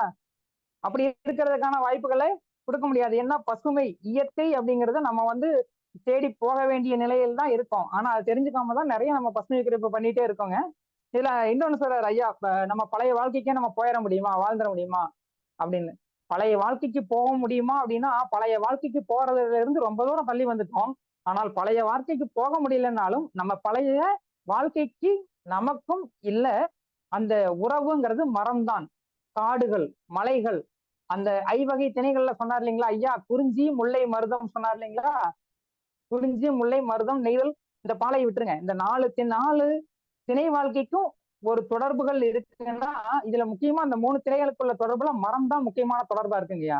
அப்ப அந்த மரங்களை நம்ம வளர்க்கும் போதுதான் அந்த பழைய வாழ்க்கையோட ஒரு தொடர்புலையாவது நம்ம இருக்க முடியுங்கிறது தான் எங்க அணியோட கருத்து. இப்ப பச்சை இல்லாம மரங்களே இல்லாம இருக்கிற ஊர்னா நிறைய இடத்த பார்க்க முடியும். இப்ப நீங்க ஐயா சென்னையில தான் இருக்காரு. சென்னையில வீட்டுக்கு எங்கேயாவது ஒரு இடத்துல மண்ணை பார்க்க முடியுங்களா? ஒரே ஒரு சின்ன வெள்ளம் வந்தாலே, ஒரே ஒரு சின்ன மழை பெஞ்சாலே, ஒரு 5 சென்டிமீட்டர் 4 சென்டிமீட்டர் மழை பெய்யும் போது ரோடு முழுக்க வெள்ளம் போகுது. இது மாதிரியான நிலைமைதான் ஐயா ஒரு 10 ஆண்டுகளுக்கு முன்னாடி இருந்திருப்பாரா? ஐயா நிறைய ஆண்டுகளாக சென்னையில இருக்காரு. அப்ப அவருக்கே தெரியும். இதுக்கு முன்னாடி மரங்கள் அப்படிங்கிறது தண்ணீரை இழுத்து உறிஞ்சி வைக்கக்கூடிய தன்மை கொண்டதா இருந்திருக்கு. அதனாலதான் ஏரி ஓரங்கள்லயும் அல்லது கால்வாய் ஓரங்கள்லயும் வாய்க்கால் ஓரங்களிலும் பனை மரங்கள் நடப்பட்டு இருந்தது. ஸோ அந்த தண்ணி மழை அந்த பெய்யும் போது மழையை ஈர்த்து வைத்துக் கொண்டு அது தேவையான பொழுது அதை எடுத்துக்கொள்ளும்படியாகவும் நிலத்தடி நீரை உயர்த்துவதாகவும் இருந்துச்சுங்க. ஆனா இப்ப சென்னையில ஒரு மழை பெய்யுதுன்னா 10 சென்டிமீட்டர் மழை பெய்யுதுனாலே நிச்சயமா அது ஒரு பெருவெள்ளமாகத்தான் காட்டப்படுகிறது. இதே மதுரை மாதிரியான இடங்கள்ல வெள்ளம் வர்றதையே ஒரு மகிழ்ச்சியான நிகழ்வா கொண்டாடி இருந்திருக்காங்க. பரிபாடல் மாதிரியான இலக்கியங்களை நம்ம பார்க்க முடியுது. ஆனா இப்போ நம்ம இந்த வெள்ளம்ங்கிறத ஒரு மகிழ்ச்சியானதா நம்ம பார்க்க முடியுதுங்களா? ஏன் பார்க்க முடியும்? இது எல்லாமே காரணம் என்னன்னா மரங்களை அழிக்கிறதுனால மண்ணரிப்பு ஏற்படுது. அதே நேரம் தண்ணீரை இழுத்து வைக்கக்கூடிய சுத்தமான எல்லா சோர்ஸையுமே நம்ம அடைச்சிடுறோம். ஒரு மண்ணுங்கிறதே இல்லாம எங்கே பார்த்தாலும் சிமெண்ட் தரைகள், சிமெண்ட் சாலைகள். இது சிமெண்ட் சாலைகள் வேணாமான்னு ஐயா கேட்கிற மாதிரிதான் இருக்கு. ஏன் நம்ம சிமெண்ட் சாலைகள் தேவைப்படுதானே? நிச்சயமாக தேவை. தேவைக்கு அதிகமாக இருக்கும் ஒவ்வொன்றுமே நமக்கு எதிரிகள் தான், இல்லைங்களா? அப்ப தேவைக்கு அதிகமா ஜி நாகராஜன் ஐயா, மதுரை ஜி நாகராஜன் ஐயா ஒரு வார்த்தை சொல்லுவார், அது ரொம்பவும் அடிக்கடி நான் யோசிச்சு பாக்குறது. மனிதன் ஒரு மகத்தான சல்லிப்பயல் அப்படின்னு ஒரு வார்த்தை சொல்லுவாருங்க. நிச்சயமாகவே ஐயா, மனிதனுடைய பேராசைக்காகவே நம்ம எல்லாவற்றையுமே அதிகமா செஞ்சுட்டு இருக்கோம். ஒண்ணு தேவை அப்படிங்கிறது தேவைக்கு மிஞ்சியதாவே எல்லாத்தையுமே தேடிட்டு இருக்கோம். எப்போ ஒரு மரங்கள் வெட்டணும், ஒரு மரம் வெட்டினா போதுங்கிற இடத்துல அந்த இடத்துக்கு இருக்கிற எல்லா மரத்தையுமே அழிச்சுதான் ஒரு ஸ்டேடியம், ஒரு விளையாட்டு அரங்கம் உருவாக்குறாங்க. இல்ல ஒரு பூங்காக்கள்னா இங்க இருக்கிற மரங்களை எல்லாம் அழித்து விட்டு குரோட்டன் செடிகளாக வைக்கப்படுவதே இப்பொழுதைய மரம் நடு விழாவாக ஒரு காட்சிப்படுத்தப்படுகிறது. இந்த மாதிரியாகவே எந்த நிகழ்வை எடுத்துக்கிட்டீங்கனாலும் சரி, ஒரு காடுகள் அழிக்கப்படுறப்ப என்ன நிகழுது? காடுகளில் இருக்கிற வனவிலங்குகளுக்கான உயிரிடங்கள் இல்லாம போகுது.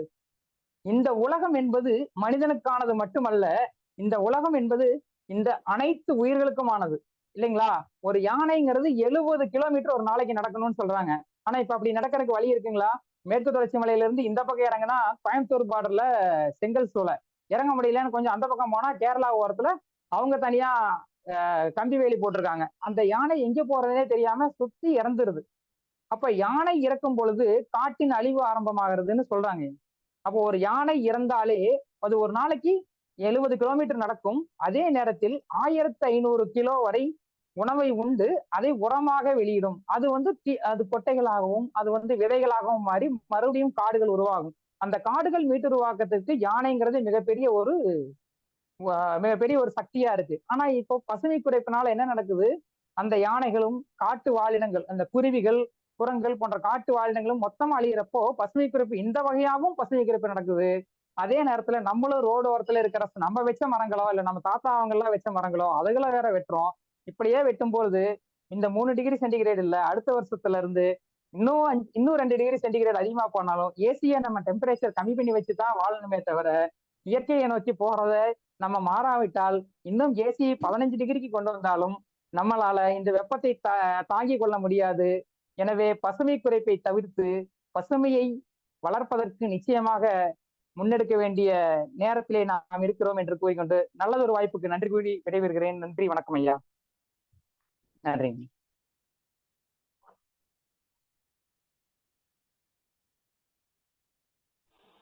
அருமை அருமை ஐயா. பாக்கியராஜ் ஐயா கவிஞர் பாக்கியராஜ் அவர்கள் ரொம்ப அழகா சொன்னாங்க. 7 லட்சம் மரங்கள் அங்க நாங்க வச்சிருக்கிறோம், அது இன்னும் சாலையோர மரங்களை நட்டுட்டு இருக்கிறோம் அப்படின்னு சொன்னாங்க. ஆனா பூங்காக்கள்ல இந்த முன்பெல்லாம் மரங்களாக இருந்தன, இப்பொழுது எல்லாமே செடிகளாக இருக்கிறது, அல்லது அழகு பூக்களுக்கு அழகு பூக்களை கொடுக்கக்கூடிய செடிகளாக இருக்கின்றன சொன்னாங்க. ஏற்காடுல இருக்கிற வெப்பநிலையும் சாதாரணமா அது கீழே இருக்கிற திருப்பத்தூர்ல இருக்கிற வெப்பநிலையும் பாத்தீங்கன்னா ஒரே மாதிரி தான் இருக்கு. அதனாலதான் இன்னைக்கு ஊட்டி கொடைக்கானல் போறதுக்கு இ பாஸ் முறை வந்துருச்சு. மனிதனுடைய பேராசையினால் இன்றைக்கு எத்தனையோ விதமான சீர்கேடுகள் வந்திருக்கிறது. யானை வழித்தடம் அழிக்கப்பட்டிருக்கிறது. மரங்கள் வளர்க்க உதவும் யானைகள் இவ்வளவு உணவு எடுப்பாங்க, இவ்வளவு கழிவு போடுவாங்க, அதனால மரங்கள் வளர்ந்தது. இப்போ அதெல்லாம் இல்லை என்று ஒரு சிறப்பான ஒரு வாதத்தை எடுத்து வச்சிருக்கிறாங்க. நிறைய நேரங்கள்ல நம்ம யோசிப்போம், யானைகள் மரத்தை முறிச்சு சாப்பிட்றாங்களே, நிறைய உணவு எடுக்கிறாங்களே, மரங்களா சாப்பிட்றாங்க, ஆனால் அதற்கு ஈடாக அல்லது அதிகமாக மரம் வளர்ப்பதற்கு அவர் உதவி செய்கிறார்கள். அப்படின்னா அந்த கொட்டைகள், பழங்களினுடைய இதுல கொட்டைகள்ல இருந்து வர்ற அந்த விதைகள் காடுகள்ல செழிப்புறவுக்குவதற்கும் அந்த மிக பயன்பாடு கொண்டதாக இருக்கிறது. ஆகவே பசுமை இந்த வெப்பலை அதிகரிக்க காரணம் இந்த பசுமை குறைத்ததுனால்தான் என்று ஒரு ஆணித்தரமான வாதத்தை எடுத்து வச்சிருக்கிறாங்க. அப்படிலாம் இல்லையா, பகவன் சூரியனுடைய தகிப்பு தான், பகவன் தகிப்பு தான் என்று பேசுவதற்காக கவிஞர் கலைச்செல்வி அவர்கள், நல்ல சிறந்த கவிஞர் பேச்சாளர் அவர்களே, இப்பொழுது நீங்கள் மறுத்து பேச வழக்காளர்களை அழைக்கிறோம். ஐயா, அவையோருக்கு என் முதற்கண் வணக்கத்தை தெரிவித்துக் கொள்கிறேன். இப்ப பாத்தீங்கன்னாக்க நம்மளுடைய தலைப்பு என்ன அப்படின்னா, இந்த பட்டிமன்ற தலைப்பு வெப்ப அலை அதிகரிக்க காரணம் என்ன அப்படின்னு கேட்டிருக்கீங்க. நான் பகலவன் தகிப்பே அப்படின்னு நான் பேச வந்திருக்கிறேன். எனது அணித்தலைவர் திரு நீலகண்டன் அவர்களுக்கும், எதிரணி தலைவர் அவர்களுக்கும் மற்றும் என்னுடன் கூட பேச அனைத்து பட்டிமன்ற பேச்சாளர் அவர்களுக்கும் என் நன்றியும் வணக்கத்தையும் தெரிவித்துக் கொள்கிறேன். இப்ப ஐயா, வெப்ப அலை அப்படிங்கிறது என்னங்க ஐயா? வெப்ப அலை அப்படின்னா ஒரு குறிப்பிட்ட நேரத்துல தாங்க ஐயா வீசும், எப்ப பார்த்தாலும் வீசாது. எதிர நிறம் என்ன நினைக்கிறாங்கன்னா, எப்ப பார்த்தாலும் வெப்ப அலை. எப்ப வெப்ப அலை வீசுது? அந்த குறிப்பா வந்து பாத்தீங்க அப்படின்னாக்கா, அந்த அக்னி நட்சத்திரம் வரும்போதுதான் வெப்ப அலை வீசுது. வெப்ப அலை அப்படின்னாக்கா இயல்பு வெப்பத்தை விட வந்து கூடுதலா 3 டிகிரி செல்சியஸ் வெப்ப அலை உயர்வானது அப்படின்னு நமக்கு தெரியும். தொடர்ச்சியா வந்து 3 தினங்கள் அல்லது அதற்கு மேல தொடர்வதை தான் இந்த வெப்ப அலை அப்படின்னு நம்ம சொல்றோம். எப்ப பார்த்தாலும் வெப்ப அலையில, இதோ இப்ப சென்னையில மழை பெஞ்சிருக்காங்க, வெப்ப அலை வீசுதாங்க ஐயா. இவ்வளவு குளிர்ச்சியா இருக்குமே. அதாவது இப்ப வந்து தமிழ்நாடு ஃபுல்லா எங்க பார்த்தாலும் வந்து குளிர்ச்சியா இருக்கு அப்படிங்கறதுனால என்ன பண்ணிட்டாங்க, ஸ்கூலை சீக்கிரம் திறக்க ஆரம்பிச்சுட்டாங்க இல்லைங்களா. வெப்ப அலை அதிகமானா மட்டும்தான் அந்த இந்த பள்ளிக்கூடங்கள்லாம் வந்து என்ன பண்ணுவாங்க, திறக்கிறதுக்கு கொஞ்சம் தேதியில மாற்றங்கள் ஏற்படும் இல்லையா. எதிரணினா இதை வந்து நன்றா புரிஞ்சு கொள்ள வேணும். அப்புறம் இப்ப என்ன அப்படின்னாக்கா, வெப்ப அலை வந்து எப்பெல்லாம் வீசுது அப்படின்னா கோடையில மட்டும்தான் வீசும். கோடையில அக்னி நட்சத்திரத்துல மட்டும்தான் அந்த வெப்ப அலை வீசும். அதுக்கு வந்து இந்த பசுமை குறைப்பு வந்து காரணமே கிடையாது. இந்த பகலவன் மட்டும்தான். அது எப்படிலாம் காரணமாகிறது அப்படிங்கறத நம்ம பார்க்கலாம். மழையிலயோ இல்ல பனிக்காலத்திலயோ இந்த வெப்பலை வீசினா அதுக்கு வந்து காரணம் பசுமை குறைப்புன்னு நம்ம வந்து சொல்லலாம். இப்ப மழை காலத்துல வீசுது, இல்ல வந்து பனிக்காலத்துல வெப்ப அலையா இருக்கு அப்படின்னு நம்ம கேள்விப்படவே இல்லைங்கய்யா. எதுவுமே நம்ம கேள்விப்படல இல்லைங்களா. நடுவர்களே, இன்னைக்கு வந்து பாத்தீங்கன்னாக்கா மக்கள் வந்து ரொம்ப தெளிவா இருக்காங்க இல்லைங்களா. இப்ப வந்து தன் குழந்தைக்கு பிறந்த நாளோ அல்லது வந்து ஒரு திருமண நாளோ, டாக்டர் அப்துல் கலாம் ஐயா சொன்னாங்க. அப்துல் கலாம் ஐயாட்ட வந்து நடிகர் விவேக் வந்து கேட்டாங்க, மறைந்த நடிகர், எனக்கு வந்து பிறந்த நாள் வாழ்த்து கூறுங்கன்னு. 1 கோடி மரங்கள் நீ நடுன்னு அப்துல் கலாம் ஐயா சொன்னாங்க. திரு அவங்க வந்து என்ன பண்ணாங்க, 60,000 விவேக் ஐயா வந்து 60,000 மரங்கள் நட்டிருக்காங்க. இப்ப அவங்க இல்ல, இருந்தா மீறி முடிச்சிருப்பாங்க இல்லைங்களா. இது ஒரு பெரிய ஒரு ஆஹ் ஒரு நல்ல ஒரு தீர்ப்புக்கான ஒரு இது. அங்கங்க வந்து என்னன்னா மரக்கன்றுகள்லாம் நட ஆரம்பிச்சுட்டாங்க ஐயா. அது மாதிரி வந்து மழை நீரை வந்து சேமிக்கிறாங்க. நம்ம பாக்குறோம் எல்லாருமே வந்து இப்ப மக்கள் தெளிவா இருக்காங்க. இப்ப வந்து பள்ளிக்கூடத்துல பாத்தீங்கன்னாக்கா அங்கங்க எல்லா பள்ளிக்கூடத்துலயும் வந்து மரங்கள் வந்து சின்ன சின்ன மரங்கள் குழந்தைகளை விட்டு நட விடுறாங்க. இப்ப இந்த அடுக்குமாடி குடியிருப்போ இல்ல தனி வீடோ மாடி தோட்டம்லாம் வச்சு, எதிரணியில வந்து பாத்தீங்கன்னாக்கா மாடி தோட்டம்லாம் வச்சிருப்பாங்க. அங்க வச்சுட்டு வந்து இங்க வந்து என்ன பண்றாங்க, பசுமை குறைப்பேன்றாங்க. அங்க பசுமை குறைப்பு இருக்குது, அப்புறம் என்ன, நல்லா வந்து பசுமை வளர்க்குறாங்க இல்லைங்களா. எதிரணியில வீட்டுக்காரங்களே வந்து என்ன பசுமை தோட்டத்தெல்லாம் எல்லாம் வச்சிட்டு இருக்கிறாங்க. ஆனா இங்க வந்து என்ன பண்றாங்க, வெப்ப அலைக்கு காரணம் பசுமை குறைப்புன்னு வந்து பேச வந்திருக்காங்க. நடுவர் அவர்கள் இதை கவனித்துக் கொள்ள வேண்டும் என்று பணிவன்போடு கேட்டுக்கொள்கிறேன். வெப்ப அலைக்கு காரணம் என்னன்னா எரிபொருள் அதிகமா பயன்படுத்துறதாங்க ஐயா. ஒரு பகுதியில மேல் வளி மண்டலத்துல பல நாட்கள்ல பல வாரங்கள் வரைக்கும் நிலையான உயர் அழுத்தம் உருவாகும் போதுதான் இந்த வெப்ப அலை உருவாகுது அப்படின்னு நம்ம அவங்க கண்டுபிடிச்சிருக்காங்க. இந்த நிலையான உயர் அழுத்தம் வந்து ஒரு சூடான காற்றை உருவாக்குது. ஒரு சூடான ஒரு காற்று.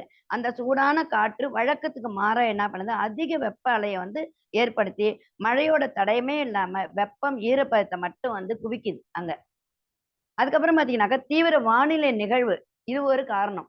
புவி வந்து வெப்பமடைகிற நிகழ்வை அதிகரிக்குது. இதெல்லாம் வந்து பகலவன், அதாவது சூரியனால மட்டும்தாங்க ஐயா முடியும், தவிர பசுமை குறைவு கிடையாது அப்படிங்கிறது நடுவர்கள் நினைவில் கொள்ள வேண்டும் என்பதை பணிவன்புடன் கேட்டுக்கொள்கிறேன். நடுவர்களே, வீடு சுற்றிலும் வந்து மரம் செடி கொடிகள் வைக்கிறாங்க. இரவு நேரத்துல கூட பாத்தீங்கன்னா வேண்டாங்க, பகல்ல தன் வீட்டு ஜன்னல் கதவை திறந்து வச்சுட்டு மின்விசிறி போட்டா போறாதா? குளிரூட்டு சாதனம், அதாவது ஏசி அப்படிங்கிறது வந்து என்ன பண்றாங்க, மக்கள் வந்து பயன்படுத்துறாங்க. ஒரு வீட்டுல 3 ஏசி இருந்தா பகல்ல கூட அதை பயன்படுத்தினா அது மின் தடையை ஏற்படுத்தும் அப்படிங்கிறது இது எல்லாருக்கும் தெரிஞ்ச விஷயங்க ஐயா. இப்ப இங்க எங்க வந்தது பசுமை குறைவு? நீ உள்ள வீட்டுல ஏசி போட்டுக்கிறீங்க. ஒரு ரூமுக்கு ஒரு வீட்டுல ஒரு ஏசி முன்னாடி இருந்த காலம் போய் இன்னைக்கு ஒரு வீட்டுக்கு ஒவ்வொரு ரூமுக்கும், அதாவது ஒவ்வொரு அறைக்கும், ஒரு ஹால் இருக்கு அப்படின்னாக்கா வரவேற்பறை இருக்குன்னா அங்க ஒரு ஏசி, அப்புறம் உள்ள ஒரு ஏசி, பையனுக்கு ஒரு ஏசி பொண்ணுக்கு ஒரு ஏசி நம்ம போட்டுக்கிறோம் குளிரூட்டும் சாதனங்கள். அதுல வந்து என்ன பாத்தீங்கன்னாக்கா அதுல ஏற்படுற சில பல காரணங்களால் தான் வெப்ப அலையை வீச ஆரம்பிக்குது. அது வந்து வளிமண்டலத்துக்கு போகுதுங்க ஐயா இல்லைங்களா. இப்ப வந்து அது குறைஞ்சது, அதாவது மழை பனி காலத்துல ஏசி போட மாட்டோம், நம்ம அதிக மின்சார உபயோகம் நம்ம பயன்படுத்துறது கிடையாதுங்க ஐயா. அப்ப எங்கங்க ஐயா வெப்ப அலை வீசுது? நம்ம வந்து மழையிலயோ பனியிலோ நம்ம வந்து ஏசி போட மாட்டோம், குளிரூட்டு சாதனம் பயன்படுத்தல. அப்ப எங்க வந்து பசுமை குறைவுனால வெப்ப அலை வீசுது? அதெல்லாம் ஒண்ணும் கிடையாது. கோடையில பாத்தீங்கன்னாக்கா ஒரு சில நாட்கள் மட்டும்தான் சூரிய மண்டலத்துல ஏற்படுற சில மாற்றங்களால தான் இந்த வெப்ப அலைக்கு காரணமே தவிர பசுமை குறைவினால இல்லை அப்படிங்கறத என்னுடைய இந்த ஆணித்தரமான வாதத்தை நான் முன்வைக்கிறேங்க ஐயா.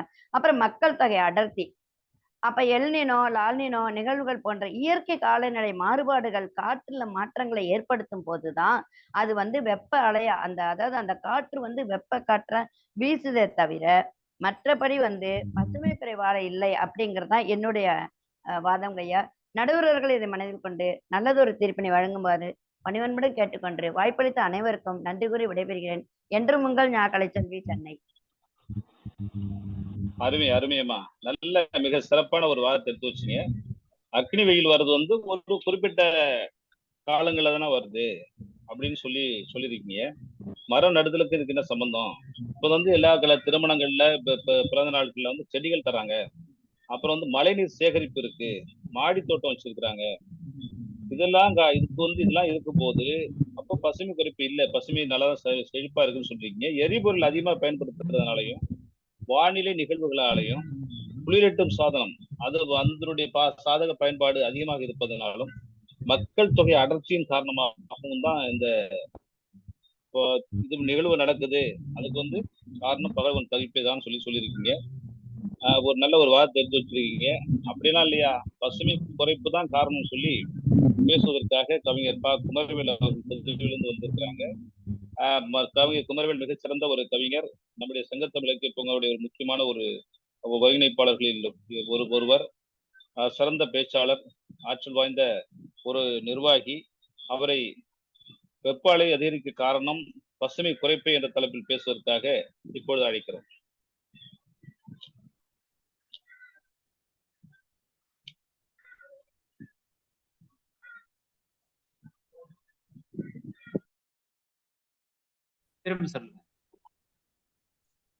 நடுவர் ஐயா MK ராஜ்குமார் அவர்களுக்கு வணக்கம். எதிரணியில் எங்களுக்கு சாதகமாக பேசிக் கொண்டிருக்கின்ற நீலகண்ட தமிழன் அவர்களுக்கும், கலைச்செல்வி அவர்களுக்கும், ஐஸ்வர்யா பாலாஜி அவர்களுக்கும் மிகவும் நன்றி, வணக்கம். எங்கள் அணிக்கு வலு சேர்த்து கொண்டிருக்கின்ற எங்கள் அணி தலைவர் கதிரவன் அவர்களுக்கும், பாக்கியராஜ் அவர்களுக்கும் வணக்கம். நான் எதுக்காக எங்களுக்காக அவங்க வாதாடுறாங்கன்னு சொல்ல வந்தேன்னா, சின்ன வயசுல பசங்கள்லாம் விளையாட போவாங்க. அப்ப பாத்தீங்கன்னா ஒரு 2-3 பேர் நல்லா விளையாடுவாங்க. ஒரு 2-3 பேருக்கு எப்படி என்ன விளையாடுறதுன்னு தெரியாது. அப்போ அவங்களுக்கு ரொம்ப அசடு வஞ்சிக்கிட்டு அப்படி இப்படி வருவாங்க. என்னமோ ஏதோ விளையாடணும்னு சொல்லி வருவாங்க. ஃபுட்பால் விளையாடணும்னு வந்தாங்கன்னா எந்த கோல்ல போடுறதுன்னு தெரியாம சேம் சைடு கோல் கூட போட்டுடுவாங்க. அந்த மாதிரி வெப்ப அலைன்றது அக்னி நட்சத்திரம் இருக்கிற அந்த 3 நாள்ல மட்டும்தான் இருக்குது. அதுக்கப்புறம் கொஞ்ச நாள் மட்டும்தான் இருக்குது. அதுக்கப்புறம் அலையே வீசுறது கிடையாது அப்படின்னு நல்ல அழகா நமக்கு ஒரு சேம் சைடு கோல் போட்டு போயிருக்காங்க. எப்படின்னு கேக்குறீங்களா? பூமி சுத்துதுன்னாரு நீலகண்ட தமிழன். அது 18 டிகிரி சாஞ்சி சுத்துதுன்னாரு. நல்லாதான் சுத்துது. அவங்களும் நல்லா நமக்கு சுத்தின்னு இருக்கிறாங்க. இதுல செங்குத்தா வர்ற சூரியனுடைய கதிர்கள் அந்த படுற இடம் பூமத்திய ரேகை. இது சாஞ்சி சுத்துறதுனால கொஞ்சம் கொஞ்சமா அது சுத்த சூரியனுடைய கதிர் 23 டிகிரி அளவுக்கு அதை இருக்கிற நிலப்பகுதியில செங்குத்தா விழுந்துகிட்டே போகும். திருப்பி மறுபடியும் அது திரும்பி வரும் பூமத்திய ரேகைக்கு மறுபடியும் தெற்கு பக்கத்துல மறுபடியும் சாஞ்சி அதை 23 டிகிரி வரைக்கும் போகும். அது வரைக்கும் கடக ரேகையிலிருந்து அந்த மகர ரேகைக்குள்ளார இருக்கிற பகுதியில சூரியனுடைய ஒளி நேரடியா படும். அப்ப இந்த பகுதியில இருக்கிற எல்லா இடத்துலயும் அக்னி நட்சத்திரம் போயின்னு தான் இருக்கும். நம்ம ஊர்ல மட்டும் அக்னி நட்சத்திரம் வர்றது கிடையாது. சைனாவிலையும் வரும், இந்த பக்கத்துல பாகிஸ்தான்லயும் வரும், எல்லா இடத்துலயும் வரும். அதனால சூரியனுடைய தகிப்புன்றது எல்லா இடத்துலயும் போனாலுமே அது அந்தந்த இடத்துல எப்பப்பெல்லாம் அலை வீசுதோ அதை அடக்கிறதுக்கு நம்ம முன்னேற்பாடா என்ன பண்ணணுமோ அதை பண்ணணும். அதுதான் பசுமை அதிகரிப்பு. பசுமையை அதிகரிச்சு வச்சிருந்தோம்னா நமக்கு அலை வரும்போது அது நம்மளை தாக்காது. இதுதான் வெப்ப அலையில இருந்து நம்மளை பாதுகாத்துறதுக்கான ஒரு முறை. அதே மாதிரி இன்னொன்னு பாத்தீங்கன்னா, இந்த பிரபஞ்சம் உருவாகி 4,50,000 கோடி ஆண்டுகள் ஆயிடுச்சு அப்படின்னு சொல்லிட்டு சொல்றாங்க. பூமி சூரியன்ல இருந்து பெருவெடிப்புல பிரிஞ்சு வந்து அது வந்து இந்த நிலைமைக்கு வர்றதுக்கே லட்சக்கணக்கான கோடிக்கணக்கான ஆண்டுகள் ஆகியிருக்குதுன்றாங்க. இவ்வளவு நாளும் அந்த சூரியனுடைய தகிப்பு இருந்துகிட்டு தான் இருக்கு, வெப்ப அலைகள் இருந்துகிட்டு தான் இருக்கு.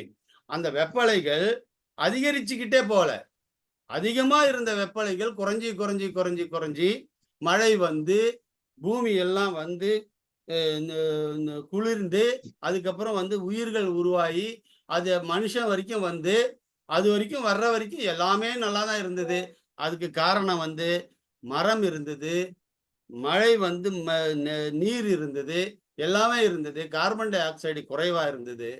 மற்ற அந்த மீத்தேன், நைட்ரஸ் ஆக்சைடு இந்த மாதிரியான ஒரு நச்சு வாயுக்கள் எல்லாமே வந்து கம்மியா இருந்தது. ஸோ அதனால மக்கள் எல்லாரும் நல்லபடியா வாழ்ந்துகிட்டு இருந்தாங்க. வெப்ப அலைகள் வந்து அதிகமா பாதிப்பு இல்லாம இருந்தது. ஸோ இப்போ வந்து என்ன ஆச்சுன்னு சொன்னா, கடந்த 300 வருடங்களாக தொழில் புரட்சி ஏற்பட்ட பிறகு எல்லா விதத்திலையும் சீக்கிரமா நம்ம வந்து முன்னேறணும், எல்லாத்தையும் சீக்கிரமா பார்த்துடணும்னு சொல்லிட்டு அவங்கவுங்க எந்திரங்களை உருவாக்கி அந்த எந்திரங்களை வந்து எப்படி வேகமா வந்து உற்பத்தியை பெருக்கிறது என்பது எல்லாத்தையும் கண்டுபிடிக்கும் பொழுது அந்த அறிவியலினால ஆற்றலை அவர்கள் வந்து எடுத்து செய்யும் பொழுது எதிர் ஆற்றல் வந்து வெப்பமாக வெளிப்படுகிறது. அப்படி வெப்பமாக வெளிப்படுகின்ற ஆற்றல் வந்து வெளியில வரும் பொழுது மனிதனால் உருவாக்கப்பட்ட அந்த வெப்பம் வந்து அதிகரித்து கொண்டே இருக்கிறது. இந்த வெப்பமும் பகலவனுடைய வெப்பமும் சேரும் பொழுது நமக்கு அதிகப்படியான வெப்ப அலை வீசுகிறது. இந்த வெப்ப அலையை கட்டுப்படுத்துவதற்குத்தான் நாம் பசுமையை அதிகரிக்கின்றோம். இது ஒரு பாயிண்ட்.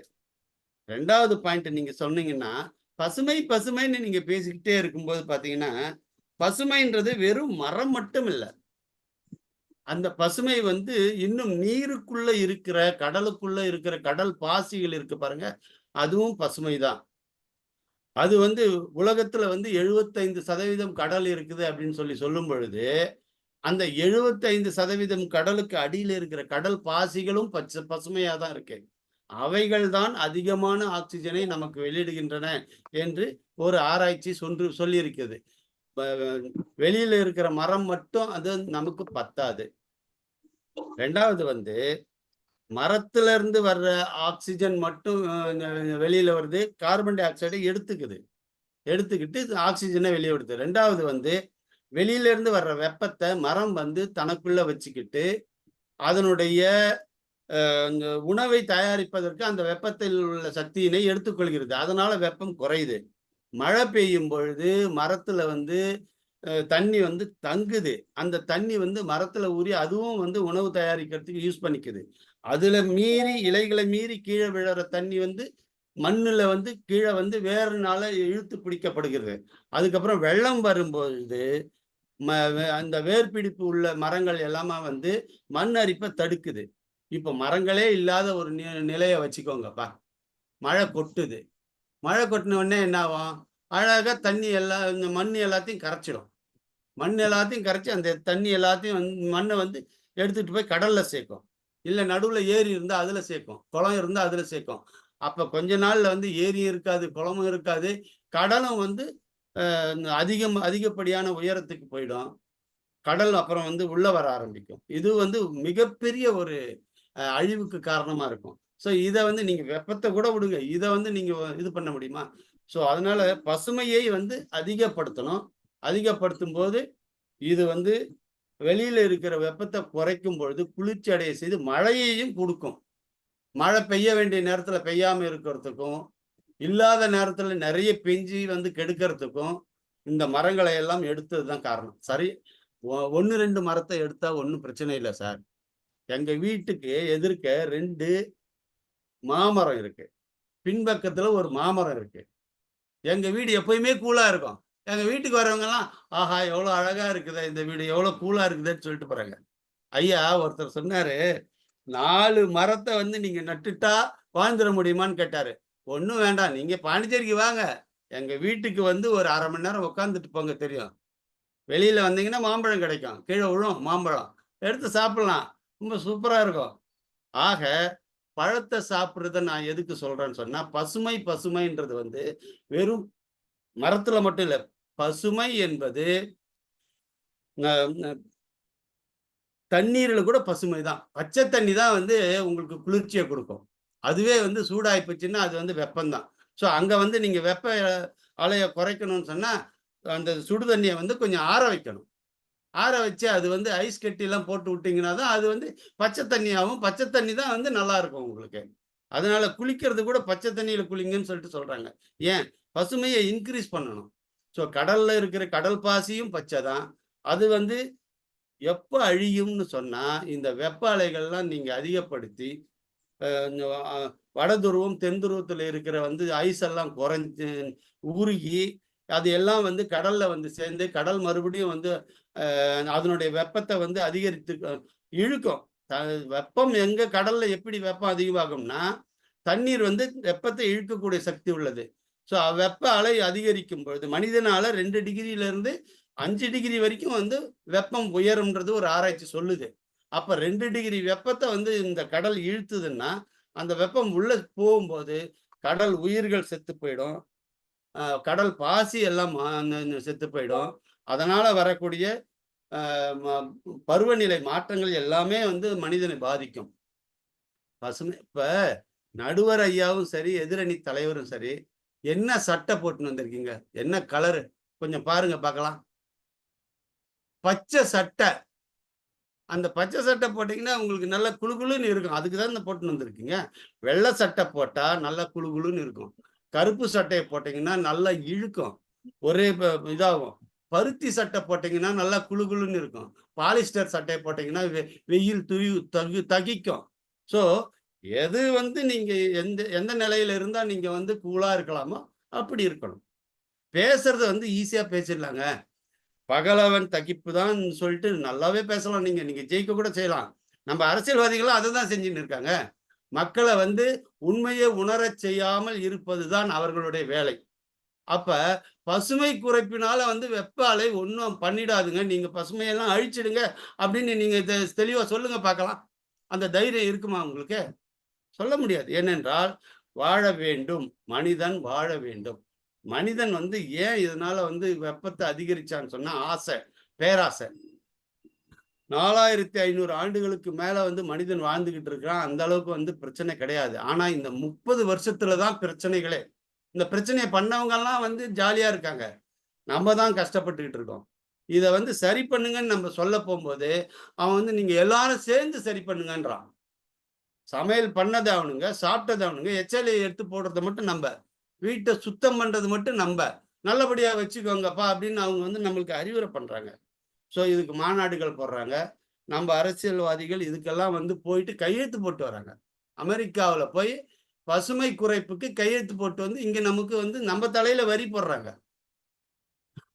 பெரிய பெரிய விஷயங்கள்லாம் இருக்கு இதுல வந்து இந்த பசுமை குறைப்புன்னு ஆரம்பிச்சிங்கன்னா அதுல வந்து ஆழமா நம்ம போக வேண்டிய கட்டாயங்கள் நிறைய இருக்கு. அதுக்கு அடுத்தது வந்து இந்த நிலத்தடி கரி இருக்கிறது, அந்த பெட்ரோல் இருக்கு, இந்த வாயு இருக்கு. இது எல்லாத்தையும் வந்து அதிகமா வந்து பயன்படுத்த ஆரம்பிச்சது இந்த 300 வருடங்கள்ல தான்.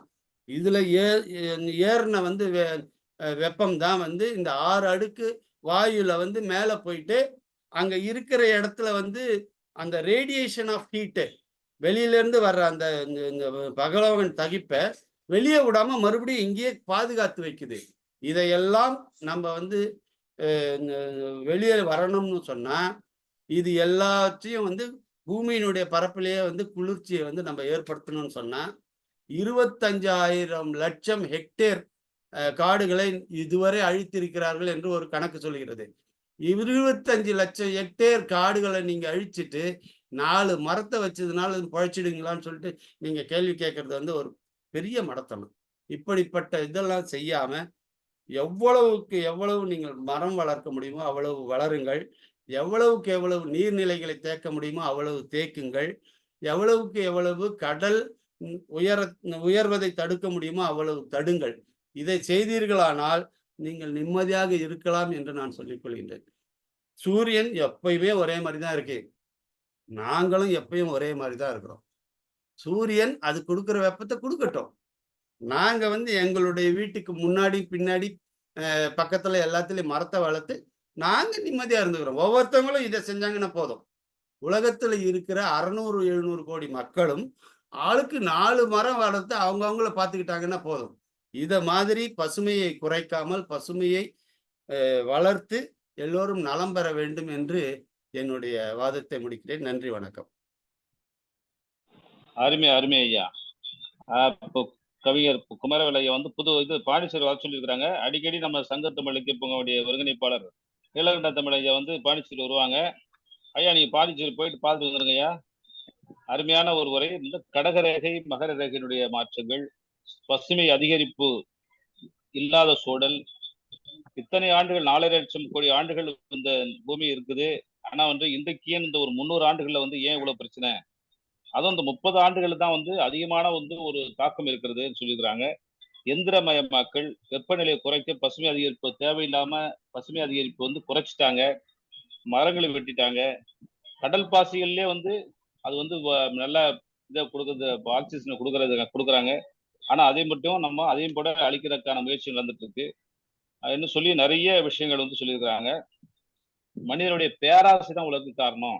ஆகவே எல்லாவற்றையும் நாம் சரிப்படுத்த வேண்டும் என்று சொன்னால் பசுமை குறைப்பை குறைத்து பசுமை அதிகரிக்கப்படுத்த வேண்டும். பசுமை இது புரட்சின்றாங்களா, அது மாதிரி பசுமை புரட்சின்றது அது வேற. வெண்மை புரட்சி, பசுமை புரட்சின்றது விவசாயத்தை சார்ந்தது. ஆனால் பசுமையை அதிகரிக்க அதிகரிக்க உங்களுக்கு கண்டிப்பாக இது கிடைக்கும் என்று சொல்லி இருக்கிறார்கள். ஆகவே இந்த ஐயா அவருடைய குமரவேல் ஐயா அவருடைய இந்த வாதம் சரியானது அல்ல என்று நீங்கள் மறுத்து வாதாடலாம். அதற்காக கவிஞர் ஐஸ்வர்யா பாலாஜி விருகம்பாக்கம் அவர்களை நம்ம அழைக்கிறோம். கவிஞர் ஐஸ்வர்யா பாலாஜி அவர்கள் நிறைய பட்டிமன்றங்களில் பேசிக் கொண்டிருக்கிறார்கள், நிறைய கவிதங்களை பேசிக் கொண்டிருக்கிறார்கள், நல்ல ஒரு கவிஞராக இருக்கிறார்கள். வாங்கம்மா, ஐயாவுக்கு பதில் சொல்லுங்க, உங்களுடைய வாதங்களை எடுத்து வைங்க. தாய்ப்பாலூட்டி என்னை வளர்த்த என் தாய்க்கும், தமிழ் பாலினை என கூட்டிய என் தமிழ் தாய்க்கும் சிரம் தாழ்ந்த வணக்கம். குறைவாக பேசினாலும் நிறைவாக பேசி சென்ற என் அணியினருக்கும், திரும்ப திரும்ப பேசுவதால் பொய்யெல்லாம் இங்கு உண்மையாகிவிடும் என நம்பிக்கொண்டிருக்கும் எதிரணியினருக்கும் என் அன்பான வணக்கங்கள். நடுவர் ஐயாக்கு நல்ல வணக்கம். ஆன்றோர் சான்றோர் அனைவருக்கும் வணக்கத்தை தெரிவித்துக் கொண்டு, எனக்கு ஒரு சந்தேகம் ஐயா. குமரவேல் ஐயா பேசும் பொழுது சொன்னார், வெப்ப அலையில் இருந்து நம்மை பாதுகாக்கும் முறை பசுமை என்று. சரியான வாதம், நானும் ஒப்புக்கொள்கிறேன். யாரேனும் அதை மறுக்க முடியுமா? வெப்பநிலையிலிருந்து நம்மை பாதுகாக்கும் முறைதான் பசுமையே தவிர வெப்பநிலை அதிகரிக்க காரணம் பசுமை அல்ல, பசுமை குறைப்பு அல்ல. தலைப்பினை தவறாக புரிந்து கொண்டு எதிரணியினர் தான் சொல்வதுதான் சரி என்ற வாதத்தை முன்வைத்துக் கொண்டே இருக்கிறார்கள். அம்மா என்ன சொல்றேன்னா, பசுமையா இருக்கிற 4 மரத்தை வெட்டிட்டு அங்க போய்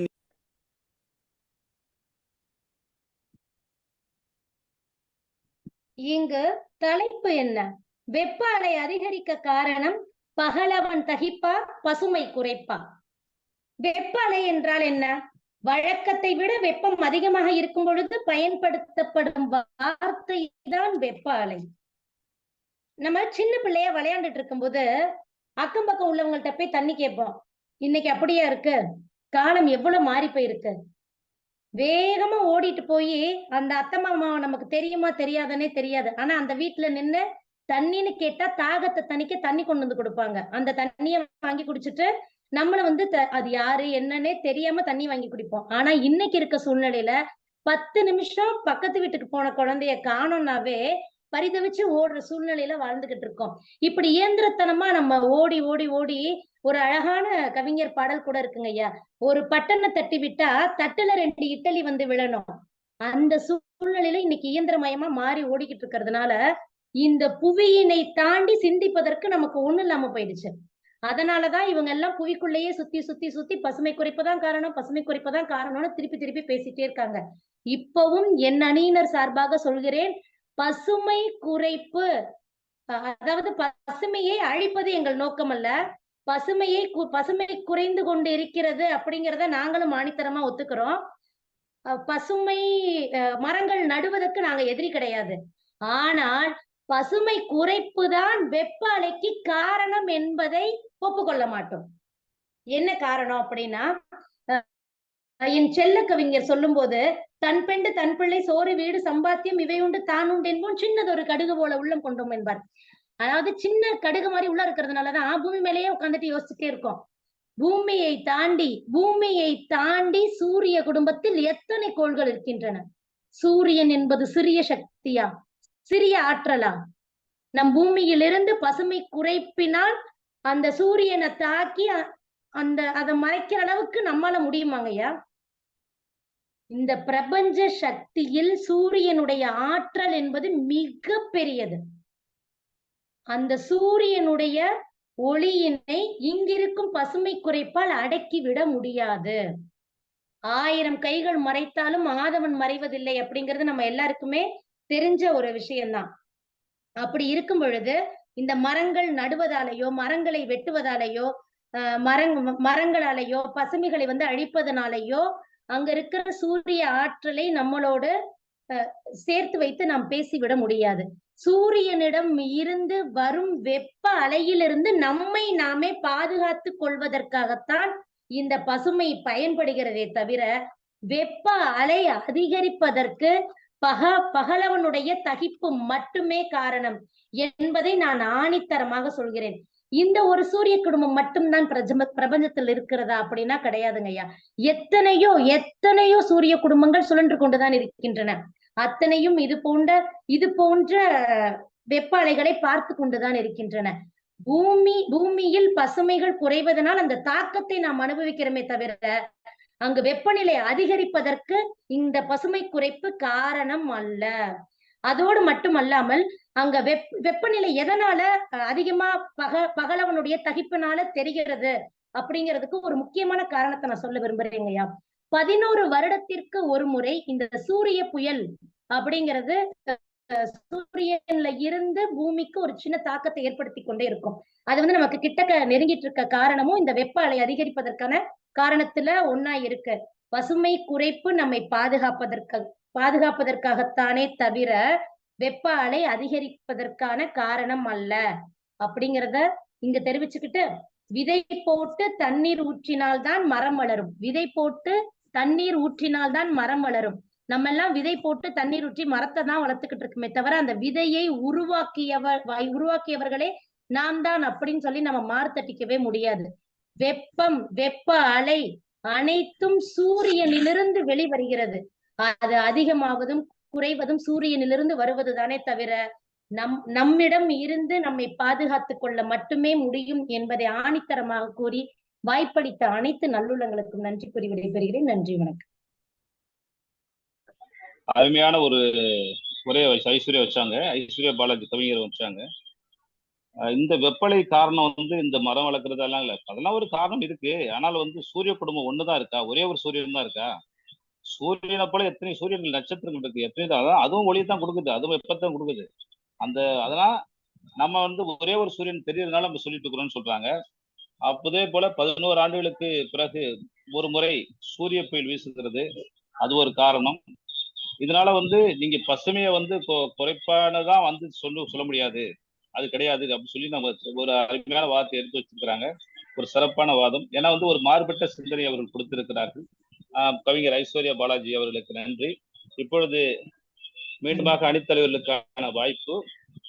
அந்த வகையில் நம்முடைய வெப்ப அலை அதிகரிக்க காரணம் பகலவன் தகிப்பே என்ற தலைப்பில் பேசுவதற்காக, தன்னுடைய அணியினுடைய ஒட்டுமொத்த வாதங்களை எடுத்து வைப்பதற்காக தமிழ் மாமணி கவிஞர் இலக்கியமியம் நீலகண்ட தமிழன் ஐயா அவர்களை இப்பொழுது அழைக்கிறோம். வெள்ளம் வந்தா மகிழ்ச்சியா வருத்தமா என்ற பட்டிமன்றத்தில் கலந்து கொண்டு பேசிய பாக்யராஜ் அவர்களே, உங்களை இந்த பட்டிமன்றம் கலந்துக்கல, அவரு கலந்துக்கிட்டு வெள்ளம் வந்தா மகிழ்ச்சியா வருத்தமான்ற பட்டிமன்றம். அதுக்கு அடுத்து வந்தார் குமரவேல் ஐயா. பாண்டிச்சேரிக்கு வர்றியா வரமாட்டியா என்கிற பட்டிமன்றத்தை கலந்து கொண்ட குமரவேல் ஐயா அவர்களே, எந்த பட்டிமன்றத்தை கலந்துகிட்டு இருக்கோன்றதே தெரிந்து கொள்ளாம, அந்த தலைப்பையே புரிந்து கொள்ளாம பசுமை வளர் பசுமை வளர் பசுமை வளர் என்று பேசிய கதிரவன் ஐயா அவர்களே, அனைவருக்கும் ஒன்று சொல்லிக் கொள்கிறேன். இப்போ நான் பேசிதான் என்னுடைய அணியின் வாதங்களை முன்வைக்க வேண்டும் என்ற அவசியமே கிடையாது. எனக்கு முன்பு பேசிய ஐஸ்வர்யா பாலாஜி அருமையாக எடுத்து நறுக்கு தட்டாலும் நெச்சேடியா எடுத்து விட்டு போயிருக்கு. அம்மையார் ஐஸ்வர்யா பாலாஜியினுடைய கேள்விகளுக்கும் அவருடைய வாதத்திற்கும் பதில் சொல்வதற்கு எதிரணிக்கு 10 பேர் வேணும். அந்த அளவுக்கு உறுதியா வச்சிருக்காங்க. நான் ஒரு கேள்வி கேட்டேன், அந்த கேள்விக்கு யாருமே பதில் சொல்ல எதிரணியில் இருக்கும். ஒருவேளை இனிமேல் பதில் சொல்லணுமே கதிரவன் பதில் சொல்லலாம். நான் கேட்ட கேள்வி என்ன, இப்போ வெப்ப தாக்கம் சொல்றீங்களா?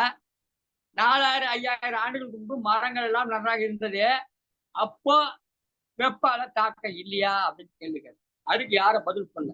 ஆனால் மறைமுகமாக பாரதிராஜ் ஒரு பதிலை சொல்லிவிட்டு போனார். அதற்கு பரிபாடலை துணை கழித்தார். ஐயா நீங்க ரொம்ப படிச்சவங்க ஐயா, நல்லா சொன்னீங்க, எனக்கெல்லாம் தெரியாது. நீங்களே சொன்னீங்க. என்ன சொன்னீங்க? பரிபாடலில் வெள்ளம் வருவது குறித்து மகிழ்ச்சி தெரிவித்து. அப்ப என்ன அர்த்தம்? அப்போ வெயில் காய்ஞ்சிருக்கு. பசுமையாக இருந்த அந்த காலத்தில வெயில் காய்ந்திருக்கிறது, வெப்பாலை தாக்கம் இருந்திருக்கிறது என்பது தெளிவாகிறது. அந்த வெள்ளத்தை வரவேற்க ஞாயிறு போட்டுன்னு சொல்றாரு. வெப்பம் அதுதான் முக்கியமானதாக இருந்திருக்கு. அன்றைக்கு சூரியனுடைய வரவு என்பது முக்கியமாக இருந்திருக்கு. எனவே ஞாயிறு போட்டு. ஆனா இன்றைக்கு வெப்பாலை தாக்கம் என்று நாம் சொல்ல முடியும். இது இந்த அக்னி நட்சத்திர கவிஞர்கள் இருக்காங்க. அக்னி நட்சத்திரம் வந்தா அவங்க வெப்பாலை கவிதை எழுதுவாங்க, பேசுவாங்க. அது மாதிரி அல்ல. ஒரு சில கேள்விகளை மட்டும் கேட்டுவிட்டு என்னுடைய பாதம் என்று சொல்ல முடியாது, சில கேள்விகளை மட்டும் கேட்கிறேன்.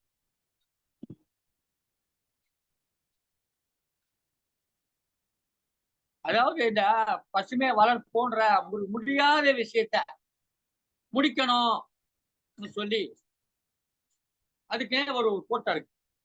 இவங்க பசுமையை காக்க மாட்டாங்க, வளர்க்க மாட்டாங்க. ஆனா பசுமையை காப்போம், பசுமையை காப்போம், பசுமையை காப்போம்.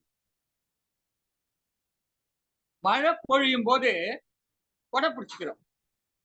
மழை பொழியும் போது கொடை பிடிச்சிக்கிறோம். கொடையில நின்னாக்கா நமக்கு மழை தண்ணி நம்ம மேல படாது. அதுக்காக மழை பெய்யலன்னு அர்த்தமா? கிடையாது. அது போலதான் இது.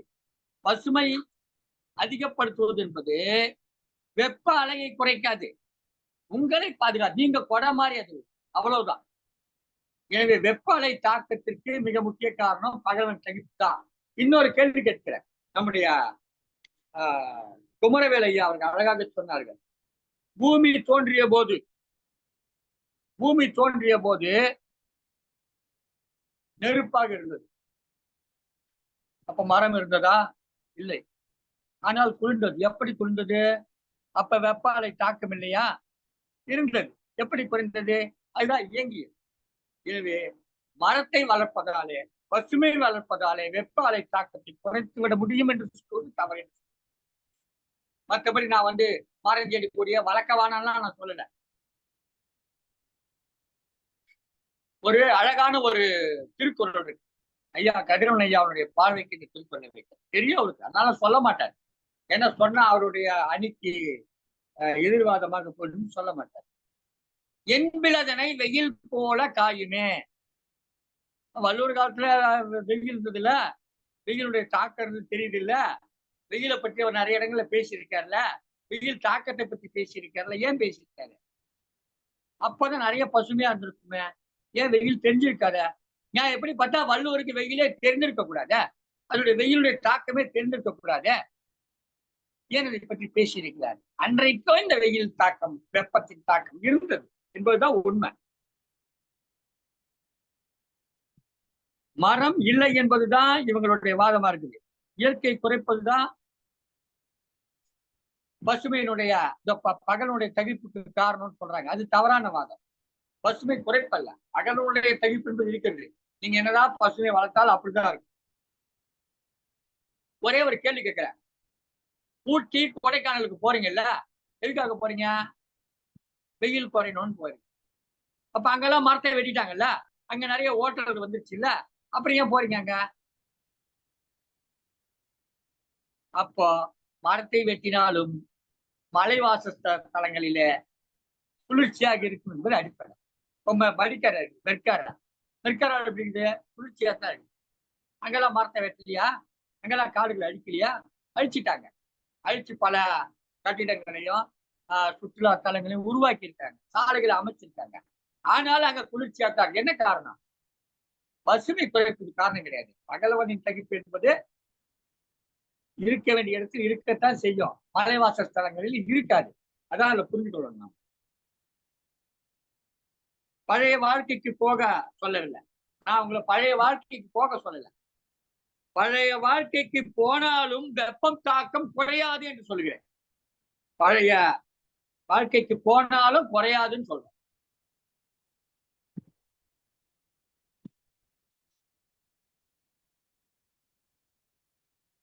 மரத்தை நடுன்னு சொல்றீங்க. நீங்க மரத்தை வெட்டிட்டு வீடு கட்டிட்டு மரத்தை எங்க நடுவீங்க? 130 கோடி பேர் ஆளுக்கு ஒரு மரம் வளர்க்குறீங்க, வீட்டுக்கு ஒரு மரம் வளர்க்குறீங்க. வளர்த்துட்டீங்கன்னா உடனே அந்த பசுமையினுடைய வளர்ச்சியினால வெயிலுடைய தாக்கம் குறைஞ்சிருமா? அக்னி நட்சத்திரம் வராம இருந்துருமா? கேட்டா அக்னி நட்சத்திரம் வரும், ஆனா வெயில் கம்மியா இருக்கும். அதான் நான் சொல்ல வரேன். அது கொடை. ஆனா பழனுடைய தகிப்பு குறையவே குறையாது. அது அப்படியே தான். இது ஒரு கொடை உங்களுக்கு. அது எஸ்கேப், அது கொடை. அதுக்குள்ள நீங்க போய் தப்பிச்சுக்கிறீங்க, அவ்வளவுதான்.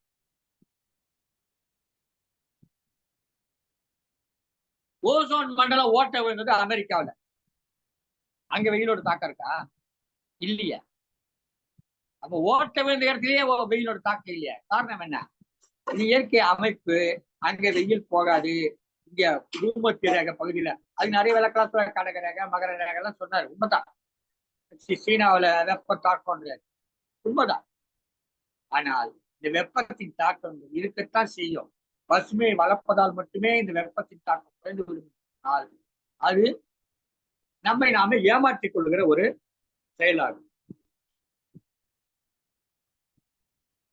பூமி தோன்றிய போது இப்போது 300 வருஷமா வெயில் தாக்கம் சொல்றாரு ஐயா குமரவேலன்.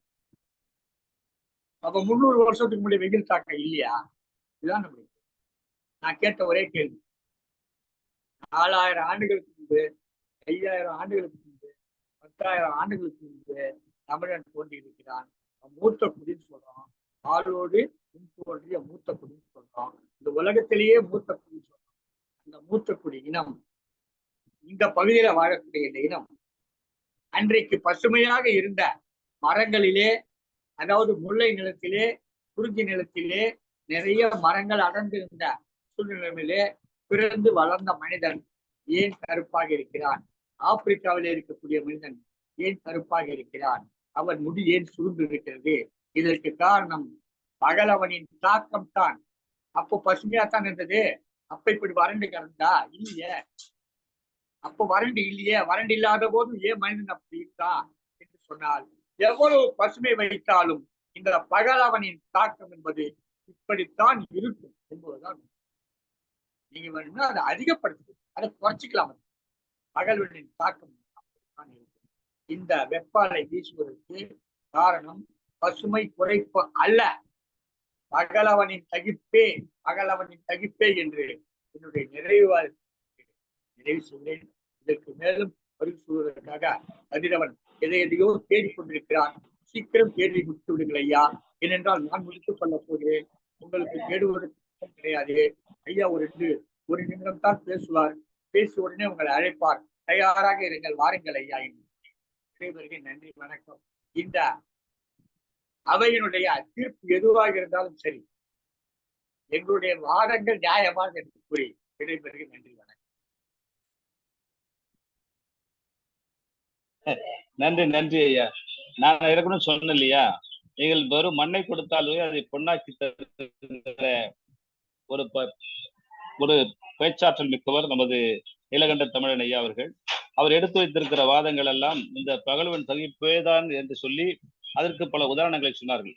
ஏன் வந்து ஆப்பிரிக்கா நாடுகளில் வந்து அவர்கள் மிக கருப்பாக இருக்கிறார்கள்.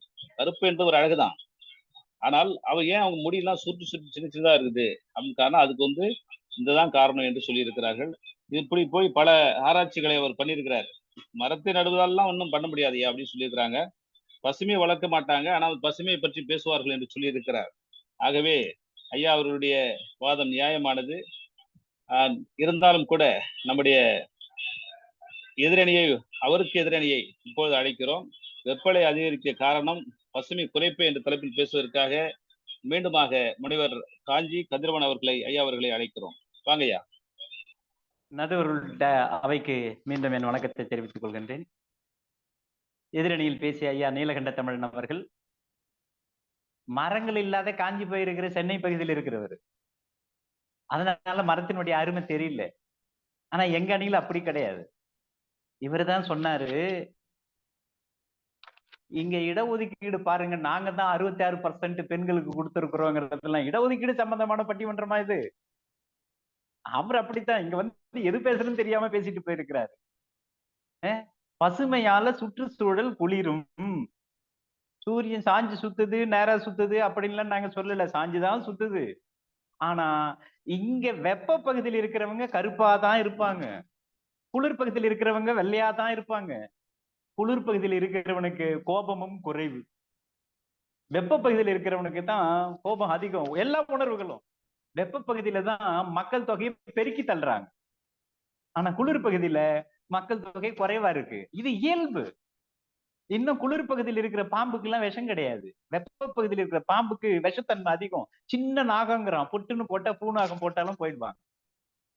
ஏன் வெப்ப பகுதியில இப்படி இருக்கிறாங்க அப்படின்னு சொல்ல, 4500 ஆண்டுகளாக மனுஷன் வாழ்ந்துட்டு இருக்கிறான், அப்பெல்லாம் இல்லையா? சூரியனுடைய வயது 550 கோடி ஆண்டுகள், அப்பெல்லாம் வெப்பம் இல்லையா? அப்படின்னா நாம செயற்கையால கெடுத்து வச்சிருக்கிறோம். இந்த செயற்கையான பாதிப்பால தான் வீட்டுக்கு 4 மரம் வளருங்கன்னா இங்க 100 கோடி பேர் இருக்காங்கன்னு சொன்னா, 100 கோடி குடும்பங்கள் இந்தியாவில் இருக்கு அப்படின்னா 400 கோடி மரம் ஆகுது. அசோகர் மரங்களை நட்டாருன்னா சும்மா நடல. இந்த மரங்கள் பல உயிர்களுக்கு வாழ்விடமாக இருக்கிறது, மக்களுக்கு குளிர்விக்குது அப்படிங்கிறது தான்.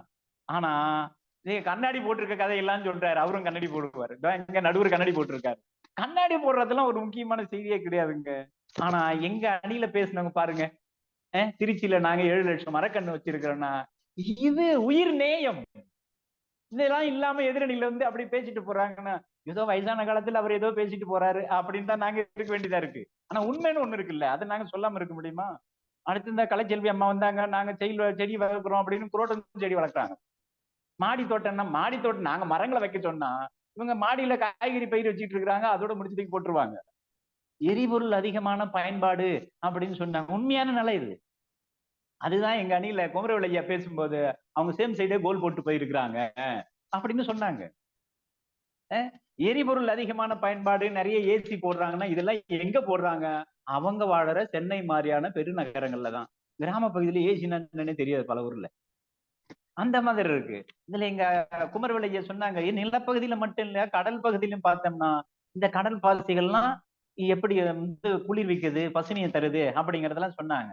ஆனா இங்க உண்மையே தெரிஞ்சுக்காமையே வந்து ஏதோ பேசணுங்கிறதுக்காக, பட்டிமன்றத்துல பேசணுங்கிறதுக்காக இவங்க வந்து பேசிட்டு இதுல சரியான கருத்துக்களை ஆதாரங்களை மறுக்க முடியாம இன்னைக்கு நாட்டுல இங்க அணில இவங்க சொன்னார் இல்லையா, குமரவெளியா சொன்னாங்க, அந்த மாதிரி அரசியல்வாதிங்க மாதிரி ஏதோ அவங்க சாதித்து சொல்ல முடியலங்கிறதுக்காக என்னத்தையாவது சொல்லிட்டு போறாங்களா, அந்த மாதிரி எல்லாம் இருக்கிறாங்க. ஆனா உண்மை என்னன்னா, சிறப்பான 20ஆம் நூற்றாண்டினுடைய இறுதியில 21ஆம் நூற்றாண்டு தொடக்கத்துல மிக சிறப்பான உலக அளவுல இருந்த விஞ்ஞானியாக இருந்த டாக்டர் APJ அப்துல் கலாம் அவர்கள் சொன்னாங்க. அவங்க மிக சிறப்பான விஞ்ஞானி. அவங்கதான் சொன்னாங்க, இங்க பூமியினுடைய வெப்பம் அதிகமாகிட்டு இருக்கு, இதுக்காக இது ஏன் இப்படி அதிகமாயிட்டு இருக்குன்னா செயற்கையில நாம காடுகள்ல மரங்கள் எல்லாம் நாம அழிச்சிட்டோம், அதனால நீங்க நடிகர் விவேக் கிட்ட 1 கோடி மரக்கன்றுகளை நடணும் அப்படின்னு சொல்லி அவர்கிட்ட உறுதி வாங்கி அவர் 60 லட்சம் மரக்கன்றுகளுக்கு மேல நட்டு இப்ப அவருடைய உதவியாளரா அப்துல் கலாமுக்கு உதவியாளரா இருந்த பொன்ராஜ் போன்றவர்கள் எல்லாம் பார்த்தோன்னா அந்த பணியை செய்யறாங்க. இன்றைக்கு இளைஞர்கள் செஞ்சுட்டு இருக்கிறாங்கன்னா அந்த விஞ்ஞானிக்கு இது தெரியாதா?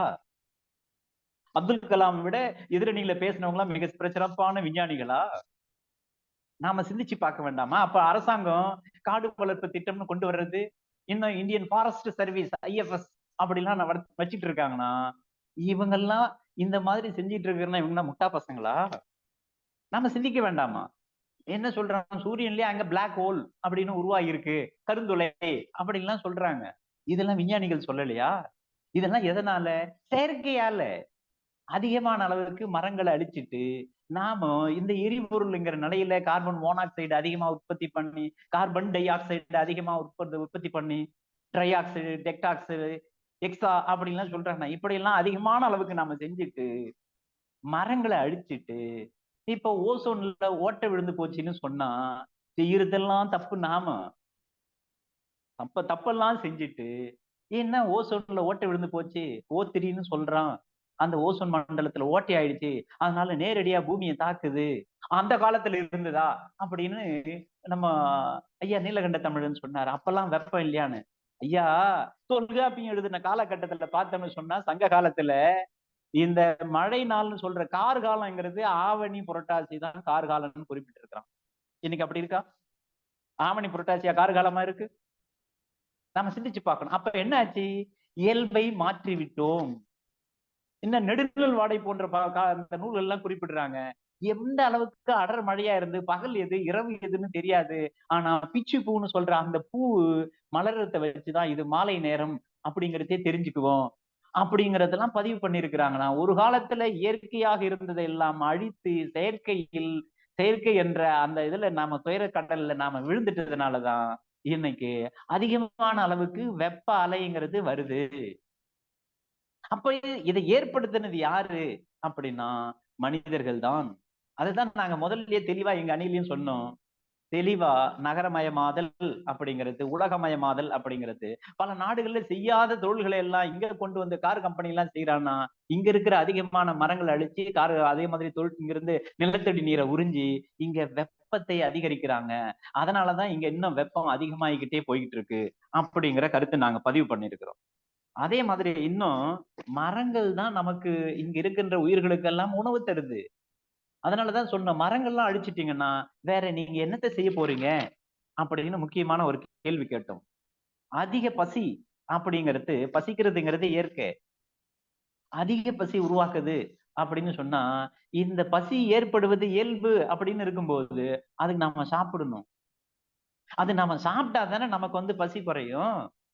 ஆனா இவங்க என்ன பண்றாங்க, அதிகமான அளவுக்கு வேலையை செஞ்சுட்டு இல்ல பசி அதிகமாகுதுன்னா அப்ப என்ன பண்ணணும், மனிதனுக்கு எந்த அளவுக்கு தேவையோ இயற்கையில இருந்து அந்த அளவுக்கு எடுத்துக்கணும். அதிகமான அளவுக்கு அழிச்சிட்டு இன்னைக்கு 10 ஐயோ முறியோ அப்படின்னு புயோ முறியோன்னு கத்தனா இது எந்த அளவுக்கு சரி வரும்? நம்ம வந்து யோசிச்சு பார்க்கணும் இல்லையா? அதே மாதிரி என்ன சிறப்பா சுற்றுச்சூழல் பாதிப்புன்னு உலக அளவுல இன்னைக்கு எல்லா நாடுகள்லயும் ஐநா சபை உள்ளிட்டவங்க பேசுறாங்கன்னு சொன்னா இதுக்கு என்ன காரணம்? சுற்றுச்சூழல் பாதிக்காம இருந்ததுன்னா நாம இயல்பு நிலையில இருப்போம். சுற்றுச்சூழல் பாதிக்கப்பட்டிருக்கிறதுனாலதான் இங்க அதிகமான அளவுக்கு வெப்பம் வந்துகிட்டு இருக்கு. இது மனிதர்களுக்கு மட்டுமல்ல, இன்னைக்கு பார்த்தோம்னா அதிகமான அளவிற்கு இந்த கருத்தரிப்பு மையங்கள் எல்லாம் உருவாக்கி வச்சிருக்கிறாங்கன்னா இதுக்கெல்லாம் காரணம் கூட பார்த்தோம்னா வெப்ப அலைகள். அதே மாதிரி கால்நடைகளை கருவுறுதல் குறையுது, பால் உற்பத்தி குறையுது, அந்த கருத்தரிப்பு விகிதம் குறையுது. இதுக்கெல்லாம் என்ன காரணம்?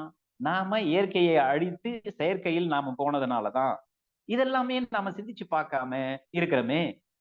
நாம இதை யோசிக்க வேண்டாமா? என்ன பண்ணுது இந்த வெப்ப அலைகள்? என்ன பண்ணுது? மனிதனின் ஆரோக்கியத்துக்கு இந்த வெப்ப அலைகள் ஆபத்தை உண்டாக்குகிறது, பேரழிவை தருகிறது, பயிர் விளைச்சலை குறைக்கிறது, அதிகமான அளவுக்கு உயிர்கள் உற்பத்தி ஆவதையே தடுக்குது, வறட்சி அதிகமாகுது. இன்னும் சொல்ல போனா 51.5 செல்சியஸ் அளவிற்கு வெப்பநிலையை மக்கள் வாழ்கின்ற பகுதியில் அதிகரிச்சுக்குது. நீங்க சொன்னாங்க இல்லையா பூமி தீரேகை பகுதின்னு சொல்லி, அந்த ஆப்பிரிக்க நாட்டுல இந்த 51.5% வந்திருக்குதுன்னு சொன்னா, பதிவாயிருக்குதுன்னு சொன்னா இதுக்கு என்ன காரணம் அப்படின்னா இயற்கையை அழித்து செயற்கையில் விழுந்ததுதான். பனிப்பாறைகள்லாம் உருகி இன்னும் அதிகமான அளவுக்கு கடல் பகுதி மேல வந்துடும், கடல் மட்டம் உயரும்னு எங்க அணியில ஐயா குமரவேல் ஐயா சொன்னாங்கன்னு சொன்னா இது நாங்கள் பொது நலம் கருதி நாம என்ன செய்யணும் அப்படிங்கிறதுக்கான ஒரு தீர்வை நாங்கள் தருகின்றோம். ஆனா இது சூரியனாலதான் வருது, அப்ப வரலையா, காலந்தோறும் வரலையானா காலந்தோறும் இருந்தது, படிப்படியாக குறைவாக இருந்தது. ஆனால் இன்றைக்கு மனிதனுடைய பேராசையால், செயற்கையால் அனைத்தையும் பெற வேண்டும், அனைத்து வசதிகளையும் பெற வேண்டும் என்ற அந்த அளவற்ற ஆசையால் தான் இங்கே செயற்கையாக நாம் செய்கின்ற செயல்பாடுகள் சூரியனுடைய அந்த தாக்கத்திற்கு வெப்ப தாக்கத்திற்கு காரணமாக இருக்கிறது. ஆனால் சூரியன் என்பது 550 கோடி ஆண்டுகள் அதனுடைய வயது என்று அறிவியலாளர்கள் சொல்லும் பொழுது இவ்வளவு காலமாகவும் இப்படிப்பட்ட வெப்ப அலைகள் வந்ததா என்றால் இல்லை. இந்த அளவுக்கு பெரிய தாக்குதல் கிடையாது. ஆக இந்த தாக்குதல் உருவாவதற்கான காரணம் இயற்கையை அழித்து செயற்கையில் நாம் விழுந்ததுதான் என்பதை எதிரணியில வாதிட்டவங்க எல்லாம் கொஞ்சம் யோசிச்சு பார்க்கணும். இது தலைப்புக்காக நீங்க உங்க தலைப்பு எடுத்துக்கிட்டீங்கன்றதுக்காக பேசக்கூடாது.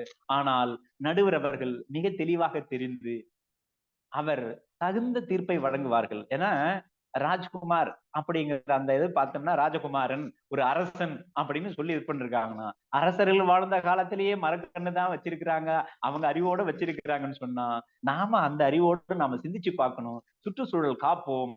நாம் எந்த அளவிற்கு இயற்கையினுடைய தாக்கம் இருந்தாலும் அதை நாம் செயற்கையால் அழித்து விடாமல் செயற்கையாக நாம் மீண்டும் இயற்கை நிலைக்கு கொண்டு வருவதற்கு கூடுமான வரை மரங்களை வைப்போம்.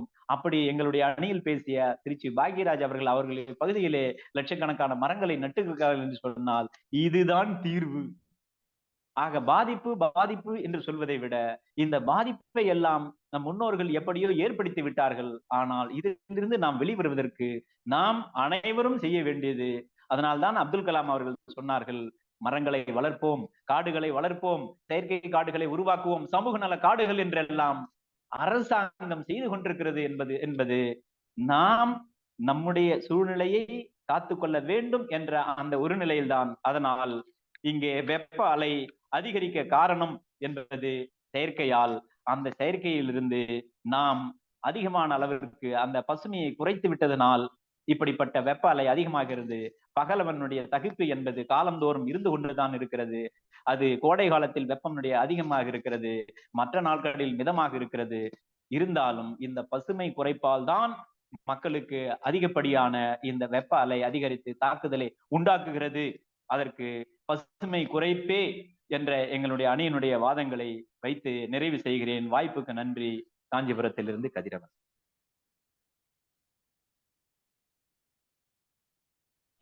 அருமை ஐயா, நல்ல ஒரு வாதத்தை நீங்க எடுத்து வச்சீங்க.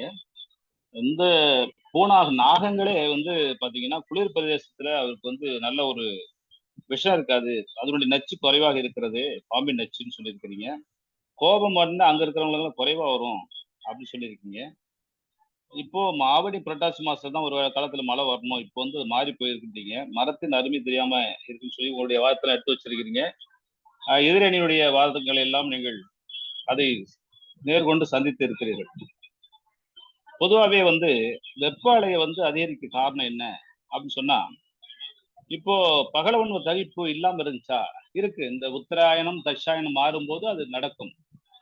அக்டோபர் மாதங்களில் அது இருக்குது, மற்ற மாதங்கள்ல. இப்போ தை மாதத்துல இந்த வெயில் இருக்குது, பனி இருக்குது, மாசி மாசத்துல இருக்கு, சித்திரை மாசத்துல இருக்கு, வைகாசி மாசம். இப்போ ஒவ்வொரு மாசம் பாத்தீங்கன்னா இப்போ வைகாசியினுடைய ஆடி காற்று, அந்த வெயில் அதெல்லாம் பாத்தீங்கன்னா ஒரு காலமாக இருந்து வந்ததுதான்.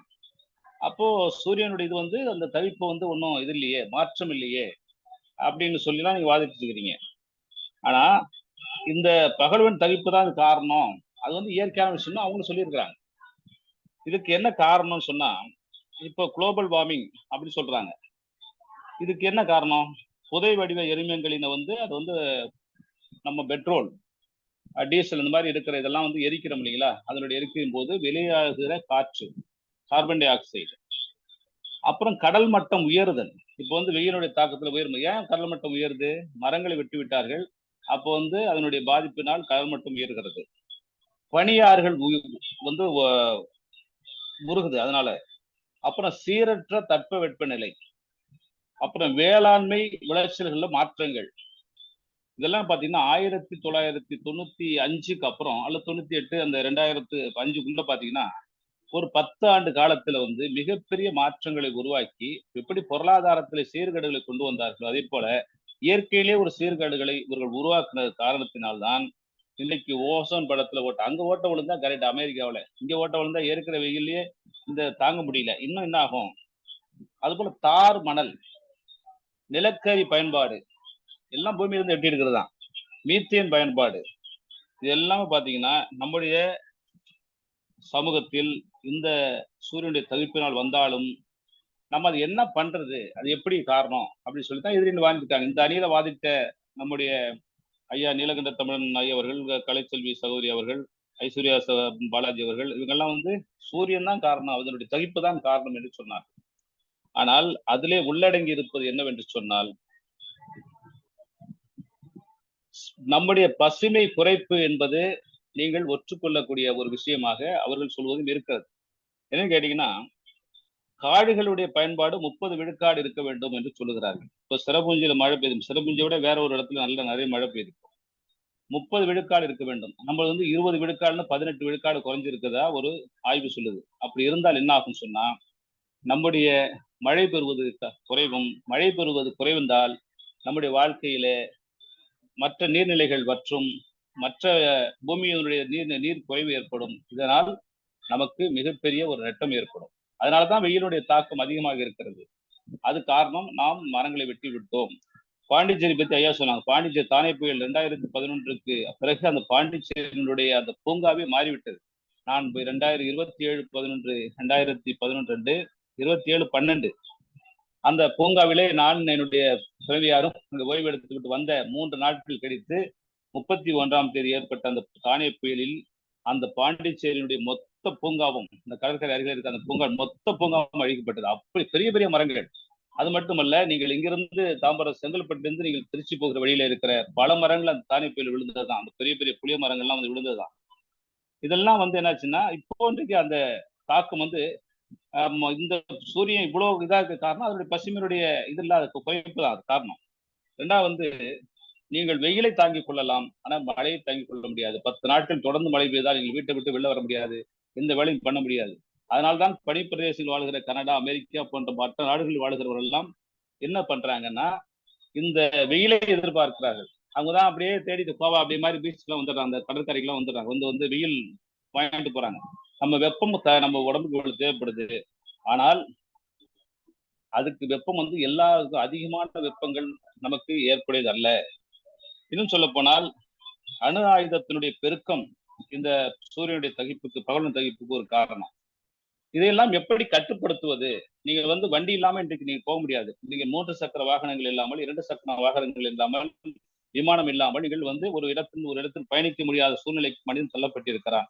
சரி, அப்படி என்று சொன்னால் அதை இந்த சூரியன் தகிப்பு இன்னும் அதிகமாகவே இந்த இத்தனை டிகிரி இருந்து இத்தனை டிகிரி உயர்கிற போது நமக்கு மிகப்பெரிய பாதிப்பு ஏற்படுத்துமே என்று சொன்னால் அதை குறைப்பதற்குத்தான் பசுமை குறைப்பு, பசுமையை அதிகரிக்கிற ஒரு நிகழ்வு தேவை என்று சொல்லுகிறோம். மரங்கள் நட்டால் இதெல்லாம் சாத்தியப்படுமா என்று சொன்னால் கண்டிப்பாக சாத்தியப்படும். எப்படி என்று சொன்னால் மனிதன் ஆக்சிஜன் சுவாசிக்கிறான், கார்பன் டை ஆக்சைடை வெளியிடுகிறான். மரங்கள் ஆக்சிஜனை வெளியிடுகின்றன, கார்பன் டை ஆக்சைடை உட்கொள்கின்றன. நீங்கள் மரத்தை வெட்டி வெட்டி வெட்டி நீங்கள் குறைத்து இந்த காடழிப்பு செய்கிறீர்கள், மரத்தை வெட்டுகிறீர்கள், மரத்தை வந்து இல்லாமல் செய்கிற போது நீங்கள் காற்றுக்கே நீங்கள் காசு கொடுத்து வாங்குற நிலைமை ஒரு காலத்தில் வர வாய்ப்பு இருக்கிறது. ஆகவே அப்படி ஒரு நிலை ஏற்பட்டால் என்ன ஆகும் என்றால் மனித இனம் கண்டிப்பாக அழிந்து போகும். தேன்கள் இல்லை என்று சொன்னால் மனிதன் உயிர் வாழ முடியாது என்று, தேனீக்கள் இல்லை என்று சொன்னால் மனிதன் உயிர் வாழ முடியாது என்று சொல்லி நாம் பார்த்திருக்கிறோம், அதை கேள்விப்படுகிறோம், படித்திருக்கிறோம். அதுதான் உண்மையும் கூட. ஆனால் இந்த மரங்கள் நடுவதால் என்ன நடக்கும் என்று சொன்னால் மரங்கள் நடுவதால் இந்த சூரியனுடைய தகிப்பு கொஞ்சம் குறையும், கண்டிப்பாக குறையும். அதே போல பசுமையை அதிகரிக்கிற போது உங்களுக்கான அந்த வெப்ப ஆற்றலை அது உள்வாங்கிக் கொள்கிற சக்தி இருக்கிறது. நீங்கள் சொன்னீங்க, இப்ப இவரு சொன்னாங்க, கதிரவன் சொன்னாங்க, காஞ்சிபுரத்தில் இருப்பதை விட சென்னையில் மரங்கள் அதிகம். நீங்கள் ஐயா வீட்டுக்கு இருந்து அப்படி பின்னாடி வந்தீங்கன்னா அந்த ரோடு முழுவதும், இந்த புதிய ஆவடி சாலை முழுவதும் மரங்கள். நான் மிகவும் ரசிப்பது என்னென்றால் எங்கேயாவது நான் போனேன்னா ஒரு ஒரு உயர்ந்த கட்டிடத்துல போனா கொஞ்சம் ஏறி போய் பார்த்துட்டு வந்துடுவேன். ஒரு 3 மாடி 4 மாடி ஏறி போனீங்கன்னா சென்னை முழுவதும் மரங்கள் இன்னும் போனீங்கன்னா சில இதுல உங்களுக்கு அனுமதிக்க மாட்டார்கள். இந்த எல்ஐசி பில்டிங்ல போனீங்கன்னா ஒரு 10 மாடியில போய் ஒரு எட்டி பாத்தீங்கன்னா வெறும் மரங்களாகத்தான் தெரியும். இப்பெல்லாம் ஒரு பெரிய பெரிய கட்டடங்கள் வந்துருச்சு. அந்த அவ்வளவு மரங்கள் சென்னையில் இருக்கிறது. அதனால்தான் இன்னைக்கு சென்னை ஒரு கடற்கரை பக்கத்தில் இருக்காது காரணம். வெப்பபூமியாக இருந்தாலும் இது தாக்கிக் கொள்ள முடிகிறது. வேலூர் போன்ற இடங்களில இன்னும் சேலம் போன்ற இடங்களில் இவ்வளவு மரங்கள் இருந்தாலும் கூட அந்த பத்தி நமக்கு இன்னும் வெட்டப்பட்ட மரங்களுடைய அழுகையும் அந்த கண்ணீரும் தான் இன்றைக்கு நமக்கு மிகப்பெரிய ஒரு துன்பத்தை தந்து கொண்டிருக்கிறது. ஏன்னா தேசிய நெடுஞ்சாலை தேவைதான். ஒரு மரம் வெட்டினால் 10 மரம் யார் வச்சாங்க? யாரும் வைக்கவே இல்லை. 30 விழுக்காடு இருக்க வேண்டிய பசுமை 18 விழுக்காடாக மாறிவிட்டது என்று சொன்னால் 30 விழுக்காடு என்றைக்கு அல்லது அதை விட அதிகமாக கொண்டு வருகிற போது கண்டிப்பாக இந்த பூமி மிக சிறப்பான ஒரு மறுபடியும் ஒரு உயிர்ப்பித்து எழும். அதுல மாற்றமே கிடையாது. ஆகவே நீங்கள் சூரியனுடைய தகிப்பு ஒரு பக்கம் இருந்தாலும் பசுமை குறைப்பு தான் இதற்கு காரணம் என்று சொல்லி இந்த நல்ல நாளிலே அது எல்லோரும் மிக அருமையாக பேசினீர்கள். ஆனால் உண்மை என்ன சொன்னால் பசுமை குறைப்பு தான் இந்த சூரியனுடைய தகிப்புக்கு காரணம் என்பதை சொல்லி இந்த வார்த்தைக்கு முற்றுப்புள்ளி வைத்து என்னுடைய தீர்ப்பு வழங்கி விடைபெறுகிறேன். நன்றி, வணக்கம்.